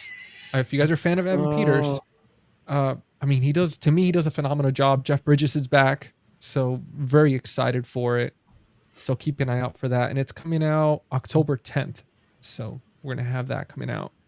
Now, I love that comment. what I think it's Yes. that's awesome. Well deserving. Jeff, that's a good one. That was a good one. Now, I'm going to bring us back, guys, because we were talking about weapons. And it's so crazy to live in a world where the movie hasn't even come out yet. It's 2 days to being in theaters, and the Steelbook is already announced. It's insane to me. I think within the next 2 years, we're probably going to be getting the release within a month, maybe even less than when the movie comes out in theaters. But for those that don't like going to the movies anymore, unfortunately, broke my heart a little bit. Kelsey, Jerry, you guys hurt me. But, you guys are going to have the option to have this and be able to watch it at home. Now, I'm going to go ahead and share my screen here. I'm going to start with Event Horizon. When is Weapons out? September? I think it's September, right? I think October. it's, let me see here. It says pre-order. No, maybe that's Dangerous Animals. I think that's October. Yeah, because I'm not even... Let me see. Let me open this other link real quick because I'm not even seeing... Oh, wait, release date. Okay, so it's December 31st. Oh, okay. Wait, 2099. They put a weird date here, but 2099. They're gonna wait a minute. Yeah, it's gonna be a while, guys. They're gonna release it the same time they release Barbarian on 4K. So what do we got here? Okay, here we go. And then sharing my screen so you guys won't be able to see my face for a second. Now, Yeah, it's gonna be sad. Don't cry for me, Jordan. Now, so here we go, guys. Like I mentioned, 1995, hell of a deal. You get the Blu-ray, you get the 4K, and it's just absolutely phenomenal. If you're a fan of horror, highly recommend, especially with the 5-part documentary on here from the making of the film. So again, highly recommend it. Check out the book, the comic book coming out soon. And next, we're gonna go on to Red Planet. Now, oh no, not that one. So Red Planet, if you go to Valoria Video, among you have Arrow and all these other sites. Now, the reason I bring up Valoria Video is because I have partnered with them. So if you pre-order any movie from them, you are actually able to use my code FaceTheMovies10 and you save 10% off your order. So if you're looking for anything like that, you're looking to pre-order this movie, you got a great price, $34 for the 4K. I think it comes with a poster as well. Nice slip cover and all. And I think it has a reversible, let me see here, because it has the reversible, oh, here we go. Yeah, it has like a little reversible art. So you have the original one, which is pretty cool. Such a great film to check out. And then now, like I was mentioning, you have the Tron Ares soundtrack, $13. I pre-ordered this one immediately. I was like, I listened to the first song and I was like, yeah, this is coming home. For the vinyl, I wanted it, but I was like, you know what? I'll wait for later on. Now, this vinyl on the website, it does look normal, obviously, but if you look it up from the manufacturer of this vinyl, they actually have like a special edition, I think like a website exclusive, and it has like the cool staining and the coloring and all that stuff to the disc. And now, as I mentioned, let me go ahead and see. Oh no, okay. So I was trying to look for the steel books, but it's okay. We'll skip it this time. But now we got weapons, as I mentioned. You got the cool steel book if you want to pre-order that. This is on Groove. I used them once. I was a little disappointed, but I know other people have a good time with them, so you should probably be okay. If not, you could probably be able to get it on Amazon as well, or any of these other physical media providers like Valoria Video, Monster Maul, The Movie Room. And then you have some options, so you're not stuck with the Steelbook. I know personally, I'm not a big Steelbook collector, so if you want just a regular 4K or the Blu-ray or any of that stuff, or even a DVD, if you're still collecting DVDs, I mean, man, like you have it all here available. Not too bad. So not too bad of a price. And now, last but not least, guys, I want to take you back here to Valoria Video for a second. And the reason why is because we have finally announced the Teenage Mutant Ninja Turtles trilogy being released by Arrow on 4K. And I believe it's in December as well. Now, if you guys are fans of the Turtles, Yes. I mean, here we go. And now the reason I'm bringing this up, obviously, besides a cool release, is because I've actually partnered with them. So I'm doing a giveaway. I already announced it about a week ago. And when I get to 500 subscribers on YouTube, I'm going to be giving this bad boy away with partnership with Valoria. So in order to enter, which I put up a reel on my Instagram as well, Face the Movies. But if you want to enter, you're excited for it, just all you have to do is subscribe to my channel and then make sure to follow me, follow Valoria Video on Instagram, and just message me. Let me know your favorite turtle, and I'm going to add you to the list. You're in. And then once I get to 500 subscribers, we're going to do the drawing on a live stream and announce the winner.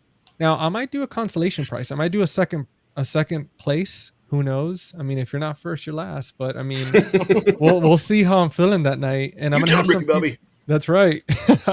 But yeah, so I'm gonna have some few friends on there to hang out and kind of have a good time. But that is pretty much it. I don't think I'm forgetting anything here. Actually, one more thing. So Jordan did talk about the Texas Chainsaw Massacre. We actually did an episode on Cinema Rewind on my channel, which we did a whole deep dive on the Texas Chainsaw Massacre, plus the remake that came out in 2006, which is the prequel. So if you're interested in looking into something like that, make sure to check it out. It was a ton of fun on there. So yeah, that's it for me, guys. I won't keep you on too long, but that's it. Awesome, GC. So Tim, real quick, I do want to point one thing out. They released for anyone out there who is a gamer, all right, they released a game trailer on July 22nd, coming out December 31st of this year, Hellraiser Revival, video game, terror, awesomeness. Highly recommend if you're into gaming and you want something fearful, frightful, check out Hellraiser Revival. Just want to throw that out there real quick. Yeah, I saw the announcement releases of that, and I thought it was another movie, and I thought it looked sweet, but it's a video game, so awesome.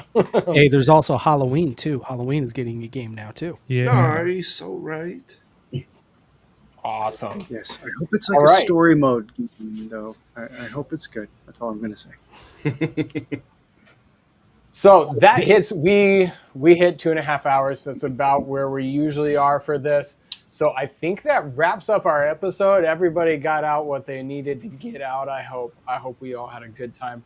I know it's not a quick stream, what we're doing here, but I want it to be worth everybody's time just for the conversation and the hangout, the connections you make here.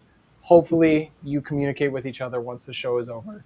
And the fans sitting there in the comments, who we've had great active comments sections for the last couple episodes. So I appreciate everybody out there in the comments. We even had some people who are former panelists joining us in the conversation, some special guests joining us in the conversation. Love to see that. So, Jonathan, we ready to read us out of here? Let's get kicking, chicken. All right. That's going to wrap things up for tonight. Big thanks again to Eric Miller for pulling up a chair and sharing some killer stories with us. Thank you, Eric. Absolutely. Thanks. Seriously, thanks for hanging out. Also, you are the third person in my life I've met who is a fan of Roger Zelazny's work in Chronicles of Amber. So super awesome to hear that. And we can't wait to see what is next for you. We got to talk. Yes, let's do that. Let's talk Chronicles of Amber. I'm all about it. I also want to talk a little bit Indiana. I'm an Indiana person, so I would love to hear a little bit more about Indiana from you. So, awesome. Believe me, I know a lot. All right, and shout out to the crew tonight. I'm going to read you through again. You can say something real quick, but I don't want to take too much time. So, starting at the top, Aaron, thank you being back after vacation. Very welcome. This was awesome. Yes, thank you guys for having me. A lot of fun always. Awesome. Elise and Tony, thank you so much for coming out. I love what you guys do. Awesome. Thank you so much. Thanks for having us. Yep. Jordan, last minute, stepping in. You're the man. Hey, thanks for asking me to come on. I had fun. Awesome. GC, anchoring the show, pulling up the relay last. Just pumped to be here all the time. Gotta say, always a blast with everyone. Some new faces. It was awesome to meet you guys. For the old faces, Love you guys. It's always a blast to keep doing this with you, and I'd love all your new faces as well, so I don't want you to feel left out, but ton of fun. Josh, horribly opinionated. Thank you again. Love having you out. Yeah, thanks for having me. Love talking horror with all you guys. It's really awesome. Awesome. Jerry, first time out. Thank you so much for being here. I know coming out to your show this month, right? Yeah, absolutely, man. What a great panel here. Thank you so much for having me. This is a blast. Awesome. Glad you think so. Joel, thank you for reaching out, being a part of this. It was a pleasure. Thank you for having me. Yeah. Kelsey, as always, love the enthusiasm and the energy. Yeah. So much. Thank you. Sorry, I try to be hinged, but then the hinges come off and I go long, and I'm so sorry. YouTube cut us off at 3 hours. If we were getting close to that, I would let you know. I would speed read if we were, or like speed talk if we were getting too close. But anyone who loves Giallo, by the way, we're doing a Giallo-ween weekend as part of Halloween-a-thon.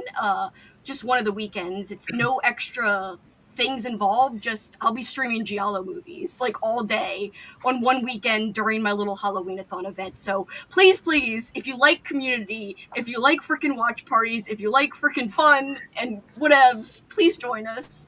Go to my channel for that announcement video. But thank you guys for having me. I'm sorry for the freaking long-winded spiel, but I appreciate you guys. Stop. And if you're looking for Giallo reads, that was Kelsey's first segment 3 episodes ago, I believe. So you can go back and check out some Giallo reads from Kelsey. Giallo's my obsession right now. It's too much. It's my whole personality right now. I gotta chill. So, and of course, all of you out there listening, been active in the chat. Appreciate you so much. You're as much a part of this as those of us sitting here on camera. Absolutely. Yeah. So let me that's just what say, makes. Go ahead. Sorry to cut you off. Tubi has a really good section for Giallo horror films. Tubi is the sleeping giant of streaming services. So It really is. Absolutely. All right, Jonathan. So, yes, thanks, everyone. That's the kind of stuff that makes it feel like our own little after-hours pub. Everyone's welcome. Everyone's got a voice, and we just like to keep the conversation rolling as much as possible. Couldn't have said it better. So thanks for being part of the community. Thanks for coming back each month, and don't be a stranger. Until next time, friends, last call's over. Lights are dim, but the door is always open for the next round. We'll see you then.